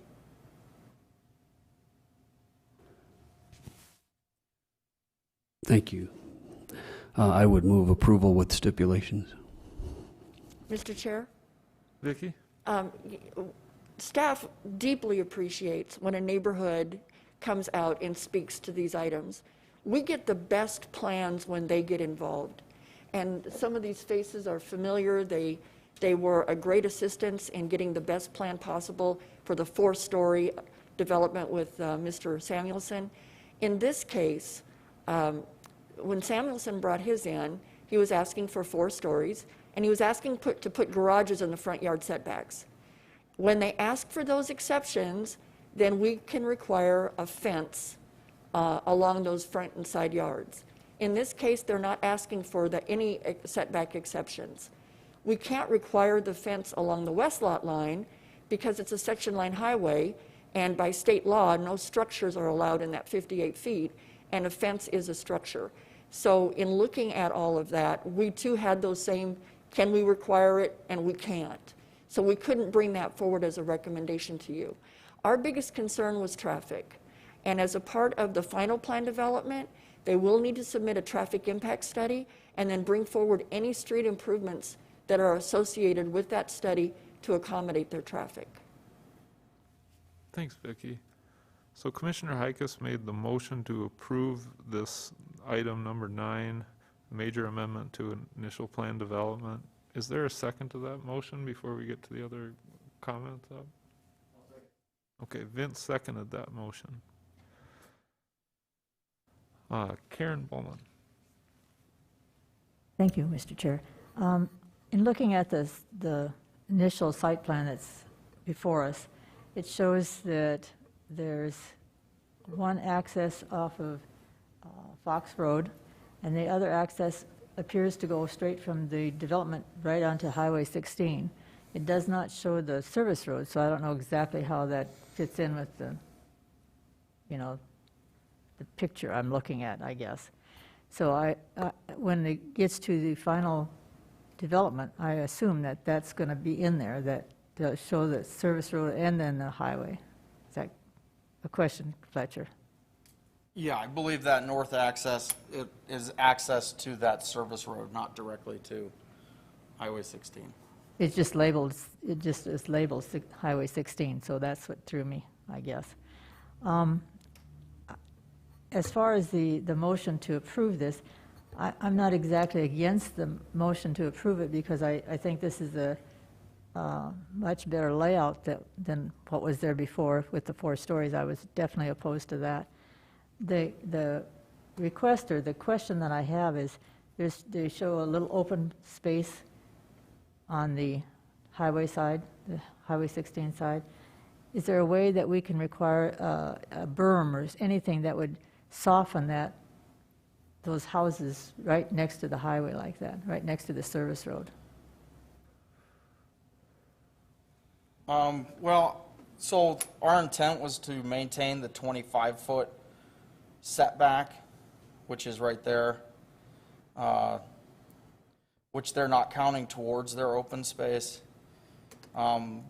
As Vicki noted in the previous requests, we saw garages along these frontages, which didn't meet setbacks, which we're going to need to obtain a variance to the setback or redesign the site. So that's what's being included in this, is we got rid of the garages along these frontages so that it looks more like a smaller residential development. But as far as the buffer. Mr. Chair? Vicki? So we can only require what the ordinance mandates, or if there's a concern that's imposed because of an impact, then certainly the Planning Commission has that consideration. This zoning district allows for a 3-story structure. They're proposing 2-story structures. We got the berm landscaping along Mount Rushmore Road previously in addition to the fence because of the 4 stories. And that's off the table now. However, noting that that is something you would like to see, we can share that with the developer to see that when they come forward with the final, if that's something that they would consider. But it would be difficult for us to encourage you to stipulate that because they're not asking for anything that would need to be mitigated that would trigger that requirement. Okay, so right now, the setback is 25 feet from the service road? 25 feet from their lot line, and the actual surface of the service road is significantly east of their lot line. Okay, say that again. So the northern part I could see would be 25 feet back, it appears, but those apartments that are at the very southern end, they would be right on their lot line. Is that what you're saying? So they will be, so here's the service road. Fletcher always does so much better job drawing on this than I do. So they're meeting their setbacks here, here, here, and then we are asking for a 58-foot setback there. Okay, so they are set back 25 feet from the Yes. service road. Okay, that was my first thought, is to have it set back as far as we can do from the highway.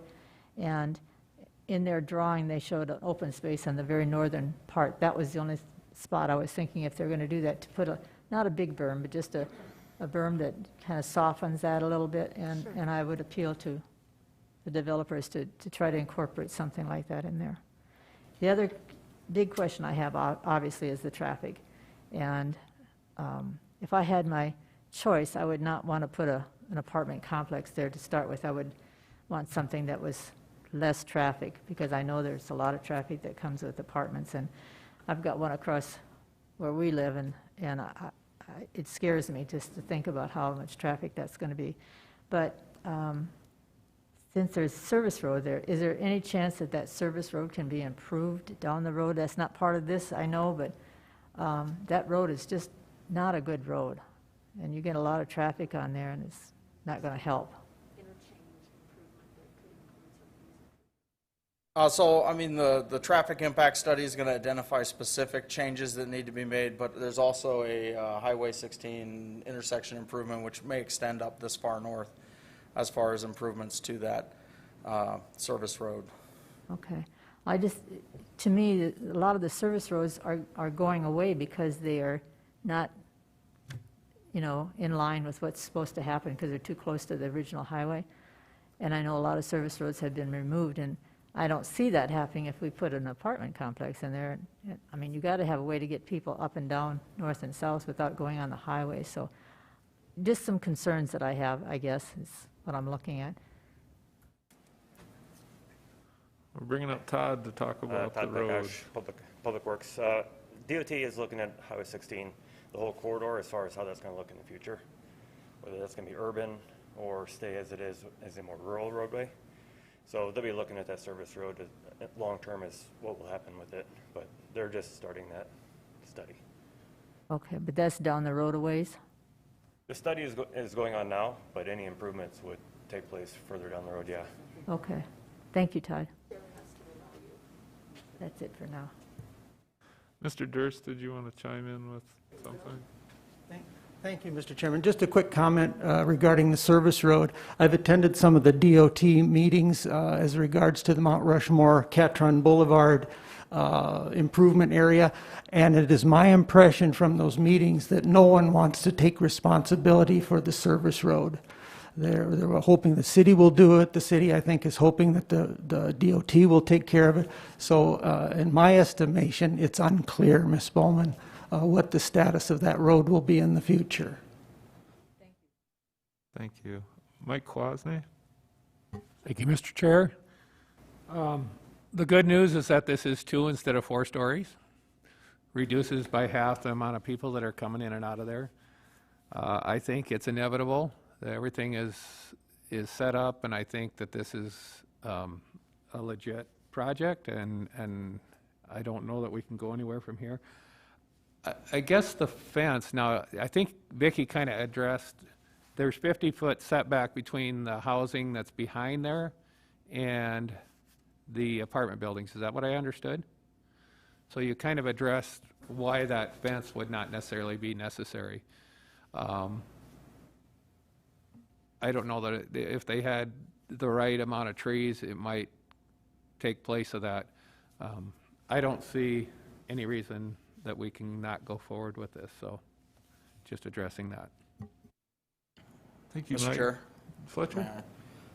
Karen, you had a comment about that northeast open space, and what I've circled here are this little areas that are clouded out, identified as landscape buffers. So on either side of the approach, between the setback and that identified open space is what they're identifying as landscape buffers. So here and here.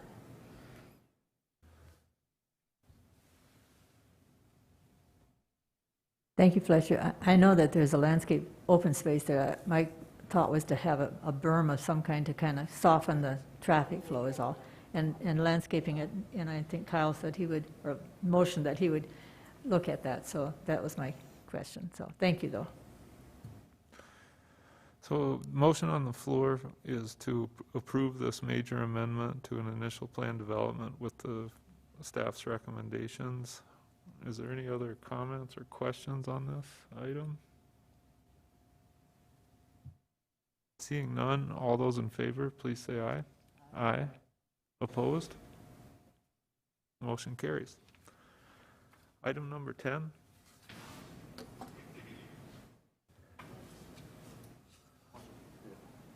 I move to accept the applicant's withdrawal. Sounds great. Karen moved to, what do we do? We acknowledge the applicant's withdrawal of item number 10. Is there a second to that? Haven seconded that motion. Any discussion on the motion? All those in favor, please say aye. Aye. Any opposed? Motion carries. Item number 11. Mr. Chair, can we take items 11 and 12 together? They're associated. Please. So item number 11 is 20 PD 035, an initial plan development to allow an apartment complex, total of 150 units. And then 20 RZ 041 is an associated rezoning request from general commercial district to medium density residential district. Here we have the meets and bounds showing the area for the proposed apartment complex. Can we get the lights down? Again, this is part of Johnson Ranch, so East St. Patrick Street, East Highway 44. We have Elkville Road to the east. The zoning shows commercial along that north end of Johnson Ranch, and then residential to the south. We have developed single-family neighborhood here. This area has previously been approved for a park, and then there was a group home in this area, but it got moved over here to the north and west. So just an idea, these are the different bits and pieces we've seen through time. The future land use is mixed-use commercial.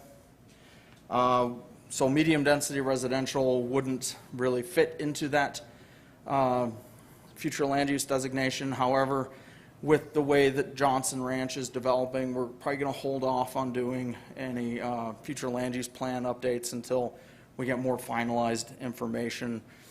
So we'll keep the mixed use commercial to the north, and this area may become urban neighborhood fitting in with that development to the south. Future land or major street plan showing East St. Patrick Street, Highway 44, and Elkville Road as principal arterial streets. And here we have the layout. What is being proposed are 10 15-unit apartment buildings for a total of 150 apartment units.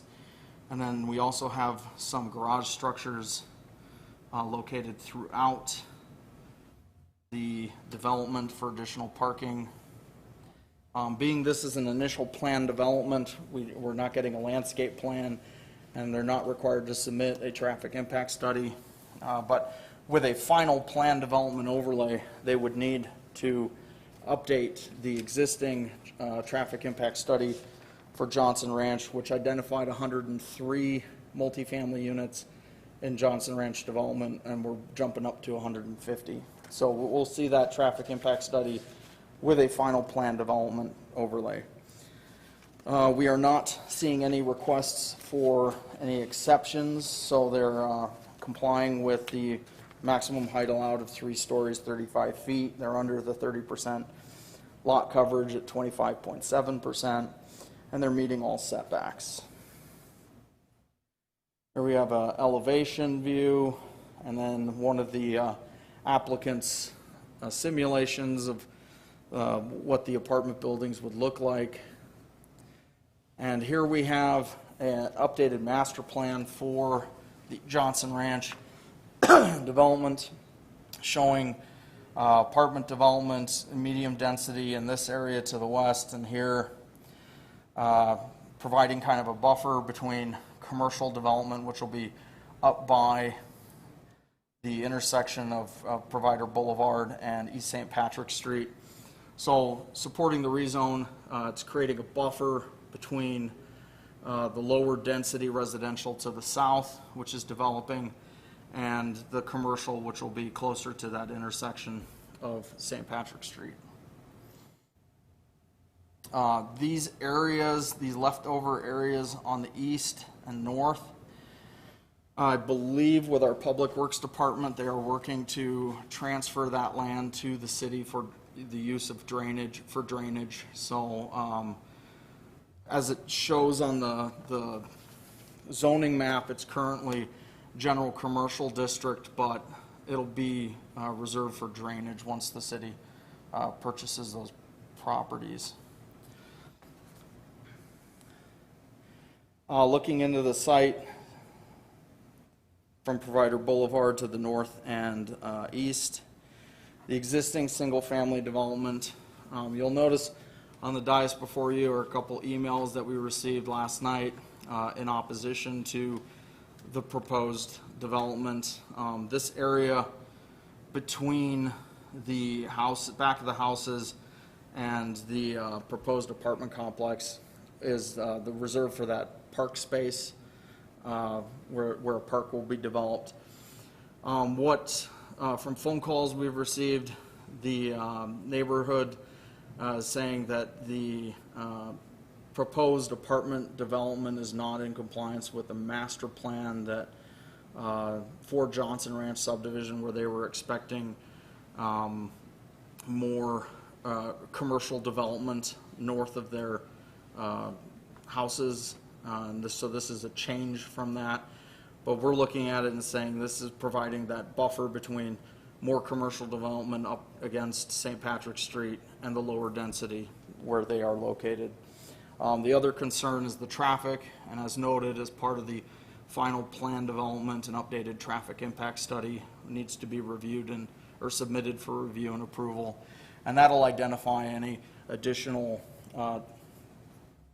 public improvements that would need to be in place in order to serve the additional number of units being proposed.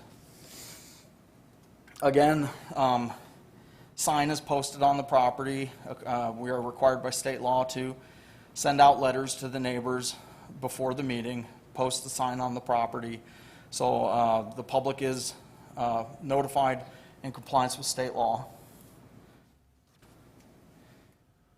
And here we have, looking south on Provider Boulevard, at the existing residential development that's going in, which is a fantastic development that the applicant has put together in this area. And across the street, we see there are smaller lots and more narrow lots. And then looking, this is the group home which was approved. on the west side of Provider Boulevard, and this is looking towards the north and where it's East St. Patrick Street intersection would be, and more of the commercial development further to the north. And then you can see some of the existing development or north of East St. Patrick Street and towards Highway 44. So with that, staff is recommending approval of the initial plan development with stipulations and the associated rezoning. The applicant is here if there are any questions, and I believe we have some speaker request forms. Anything for staff at this time? Thank you, Fletcher. We do have a speaker request form from Alan Glover. I'll go to that first. Again, if you could just, for our audio records, state your name and address once you get up to the microphone. My name is Al Glover, and I live at 2931 Hut Court. This proposed rezoning would be just north of our place.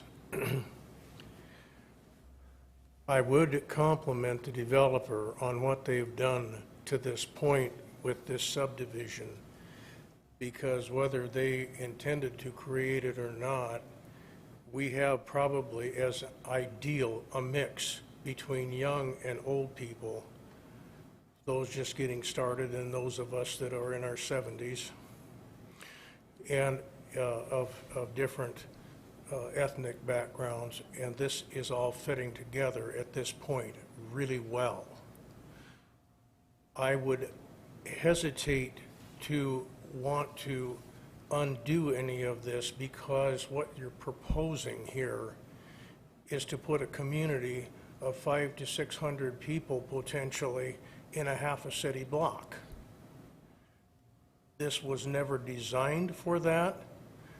This group approved a master plan which most of us were presented with and bought our properties under the impression that the housing that was created there was going to be the extent of the residential housing. The road system that is there will not accommodate another 150 units in that small a space. I realize the developer has the ability or has the right to want to develop this, but this is really going over the top, because what you're going to create here is the equivalent of a human ant farm. And I'm just absolutely not in favor of this. This is a model small subdivision for this community, and I believe that it should stay that way. Thank you. Thank you, Mr. Glover. Eric Heikus. Thank you, Mr. Chair. Quick question on the vehicular circulation on the proposed geometry. Is it adequate for fire and large vehicle, emergency vehicle, returning radius?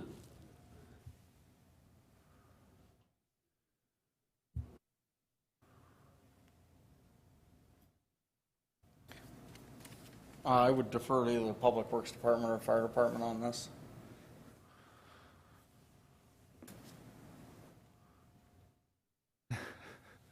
Making you do a long walk today.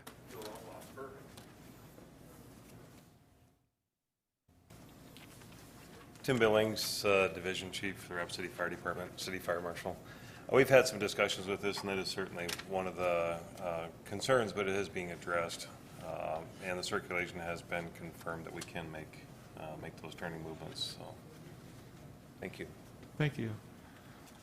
If I could just take a pause, I think we need to make a motion to extend past 9 o'clock if we take more than 5 minutes discussing this. Karen made the motion to extend the meeting past 9 o'clock. Vince seconded that motion. All those in favor? Aye. Any opposed?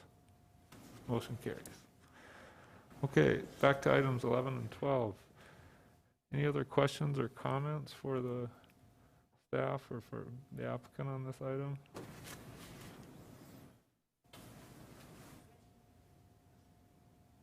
Fletcher? Sure. As noted, previously noted, with the final plan development overlay, that is when we will get and we can require the update to the traffic impact study. And so any recommendations of that study would need to be designed and built as part of this project if anything was required to accommodate the additional number of units. Thank you. Mr. Trelaw, do you have a comment on this one? Kyle Trelaw with Dream Design. I just kind of want to follow up with the land use and the traffic and some of the items that have been brought up here before. So initially, to just kind of address the traffic impact real quick. First, I do want to follow up. It is a development that we're very proud of, that we have done. We've been able to accomplish a lot within a couple of years. We've got over 80 homes that we've been able to do in there. We have established a great community feel. It's an area and a development where people obviously take pride in their homes, and it's been a great one to be a part of, and one that we were able to work with city staff to work through city parks and lot reductions to really make some of the price points that we said that we would to create this development. It is a development that we're very proud of to begin with. As far as the traffic impact analysis, we will be providing an updated traffic impact analysis. We do have one that was done for the entire development up front. Initially, on the original traffic impact analysis, we had identified this entire area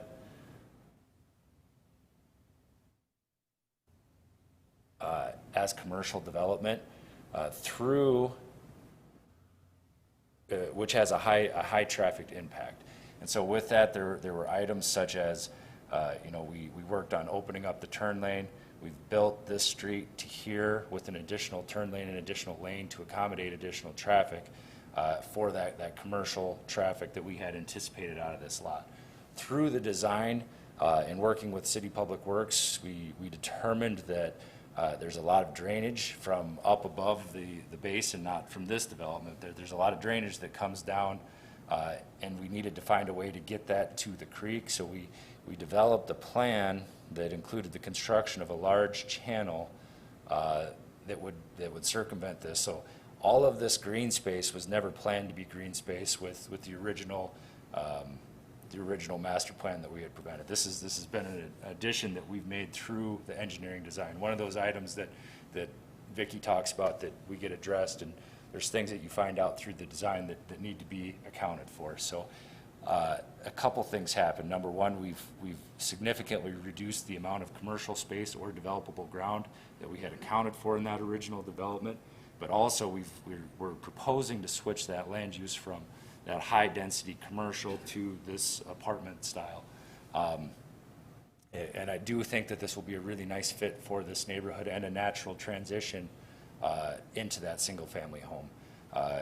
Further kind of helped along with the construction of the Abbott House, which is the group home here, and just kind of a continuation of a residential corridor. But we do expect that we have the road infrastructure in place.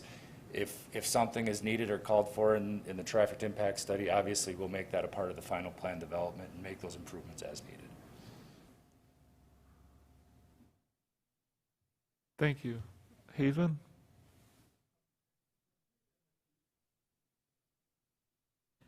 It would appear then that the only access then, or egress would be out on Provider Boulevard to East St. Patrick. Would that be right? And then I would assume, is that going to require then a light there? I think there's a light at South Valley Drive on St. Pat, but would this require another light then at Provider?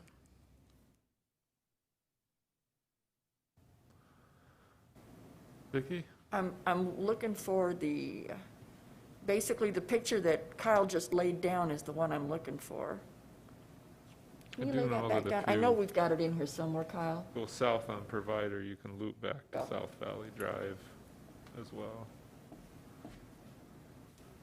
Okay, so based on this, if this development comes forward, it's anticipated that most people are going to want to go north. And as Kyle indicated, they've already got that third lane constructed here that would take them to the north. But if something happened there, someone rear-ended someone and you couldn't get through, they can still come out and go through this location as well. So there's more than one way in and out of this subdivision. Does that answer your question? And the traffic impact study will identify whether or not there's any signals that would be warranted.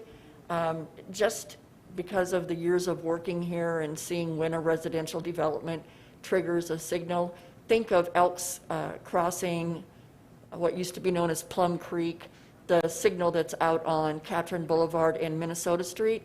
That took years and years and years and many, many rooftops before that was warranted. It would not be anticipated that this would warrant a signal at that location either.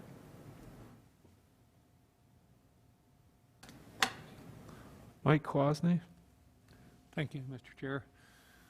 I would like to reiterate that this is a development that I think is amazing. They've done some amazing things with it, and I think they've thought a lot of things through. Vicki, real quick, the comparison to the commercial and the apartment complexes that they are, I'm assuming that a traffic study would have to determine what the difference is? For the most part, you are correct. Okay. It just seems to me like if you had commercial, depending on what's in there, you're going to have a lot of traffic in and out all day. And so I could see that this is not going to be a big variance with an apartment complex versus the commercial that's in there, especially with reducing the amount of, and I like the fact that they took into consideration the drainage in that area because that has been something I'm sure that's been a engineer nightmare all the way through. So I appreciate what they're trying to accomplish. I think that I don't know that this is, most people, we get these apartment buildings, they don't want them in them, they don't want them near their housing, but it's just inevitable that that's probably going to be there's going to be some, because that's where we're moving to as a community. Apartment buildings are a part of our community, so I don't foresee that changing. So Mr. I Chair? think this is a good addition. If I could just have the liberty to speak to a moment to the gentleman in the audience from the neighborhood. So we understand that when the developer was promoting the sale of these lots, they have a master plan in that sales office, and everyone's looking at it to see if I buy that lot, what's going to go in around me. And that can be a moving target to some degree based on where the market's going, what the demand is. From the city's perspective, we identified our future land use plan in conjunction with that original master plan.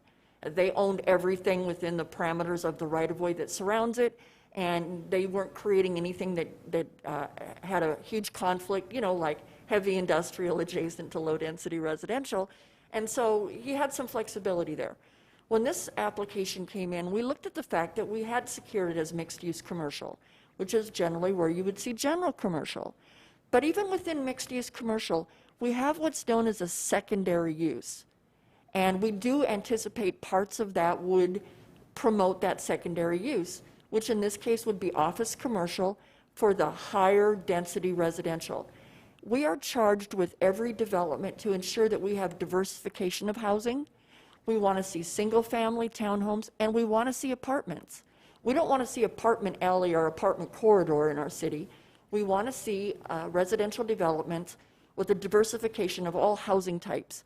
And by rezoning this and then having the affordability of a final plan development coming forward so the neighborhood can see it, so that we can look at that traffic impact study, it does now finish the one component that's missing at Johnson Ranch, which is diversification of housing. Thanks, Vicki. Vince?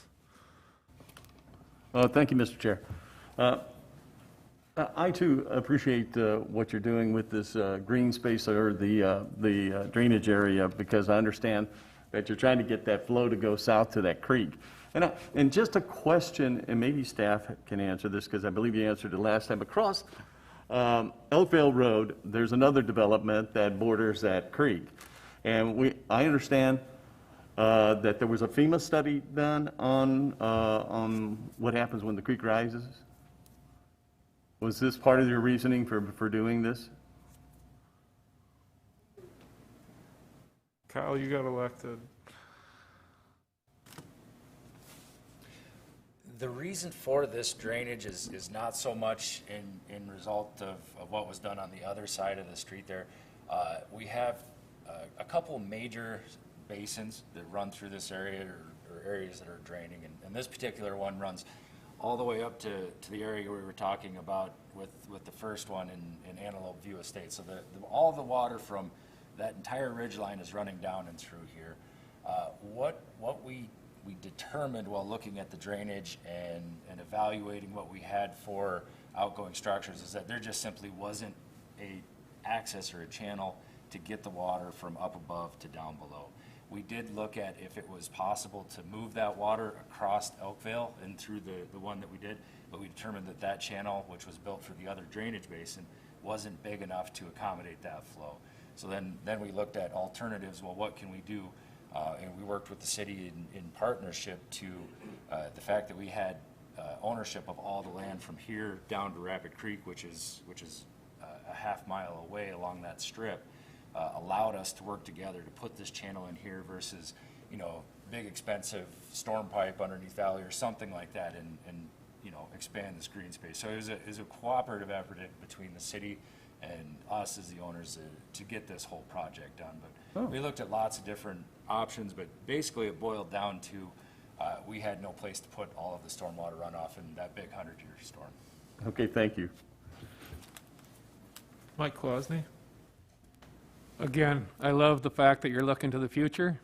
I think that as a community, we always need to do that. So this is great. Are we open for a motion to approve with stipulations? I would make that motion. Okay. And just a reminder, we're considering 11 and 12 Right. in conjunction with each other. So Yep. your motion is to approve items 11 and 12 per the staff recommendations. Recommendations, yep. And Vince seconded that motion.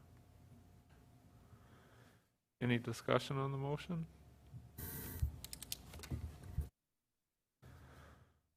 All those in favor, please say aye. Oh. I'm sorry, I missed that. I'm going to just pretend I didn't hear any votes. Yeah, Mr. Glover, if you'd like to address us again.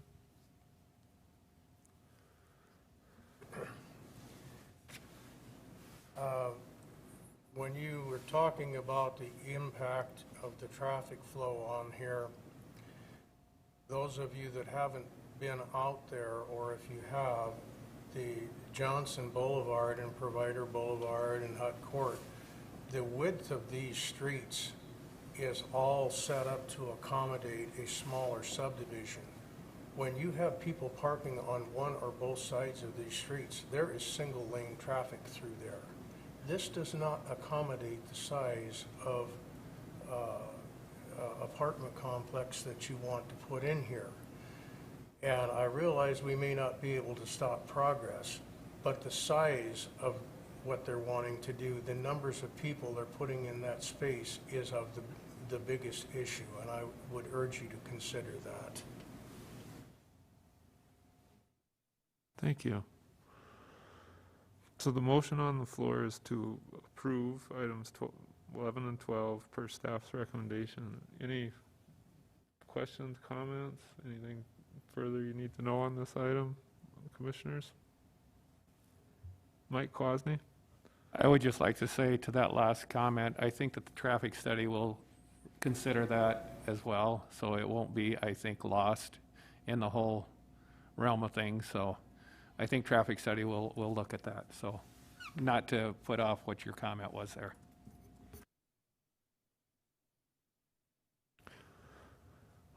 All right, all those in favor, please say aye. Aye. Opposed?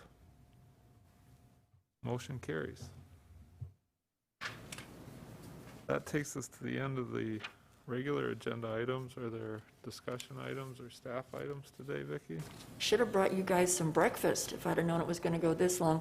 No, again, just to thank you. These are not easy tasks that we put before you, especially when we know that there's going to be conflict, and you vet them well, and we appreciate it. Thank you. You make our job easier when you do that. All right, any planning commission items today? Haven?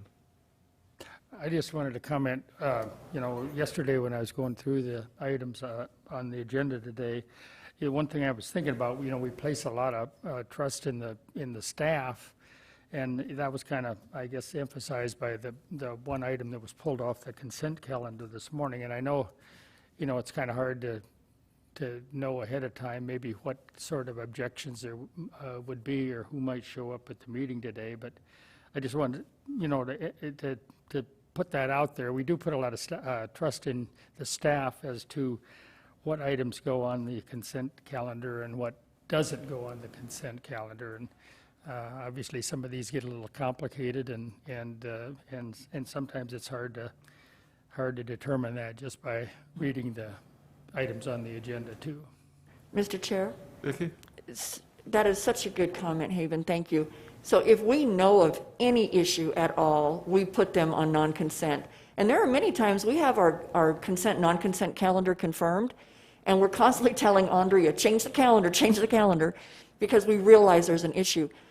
Bill, the owner of the heavy industrial property, I have worked with him for years. I was so surprised that he hadn't reached out to me or someone in the department or even to the developer prior to the meeting. But certainly when he voiced his concern today, we were prepared to make that presentation. And we certainly had thought that because of that ravine, and if you drive out there, it is so drastic, that it provided us with that separation. But I'm off topic there. Haven, thank you. And it is a moving target for us. I would say 97% of the time we get it right. I want to see the numbers on your 97%. I'm sure it's 100% minus this one situation today, but I didn't want to say that. Eric Hikus. I have a request, and that's a month or two ago, the city attorney made a presentation to council, and it was excellent regarding, advocacy and, talking to your commissioner and clients approaching, that sort of thing.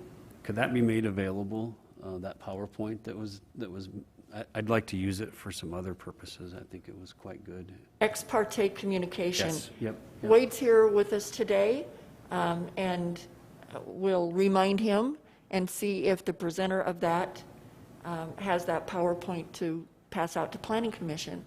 Thank you. All right, Mike Kwasny. And to that point, Eric, I think Wade did send that out at once because I pulled it up, and but he can redo it, I'm sure. And I'd like to thank the chair for holding Vicki accountable there.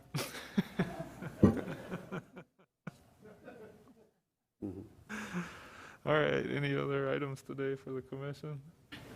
If not, I'd look for a motion to adjourn. Oh, Karen made the motion. And Vince seconded the motion to adjourn. All those in favor, please say aye. Aye. Aye.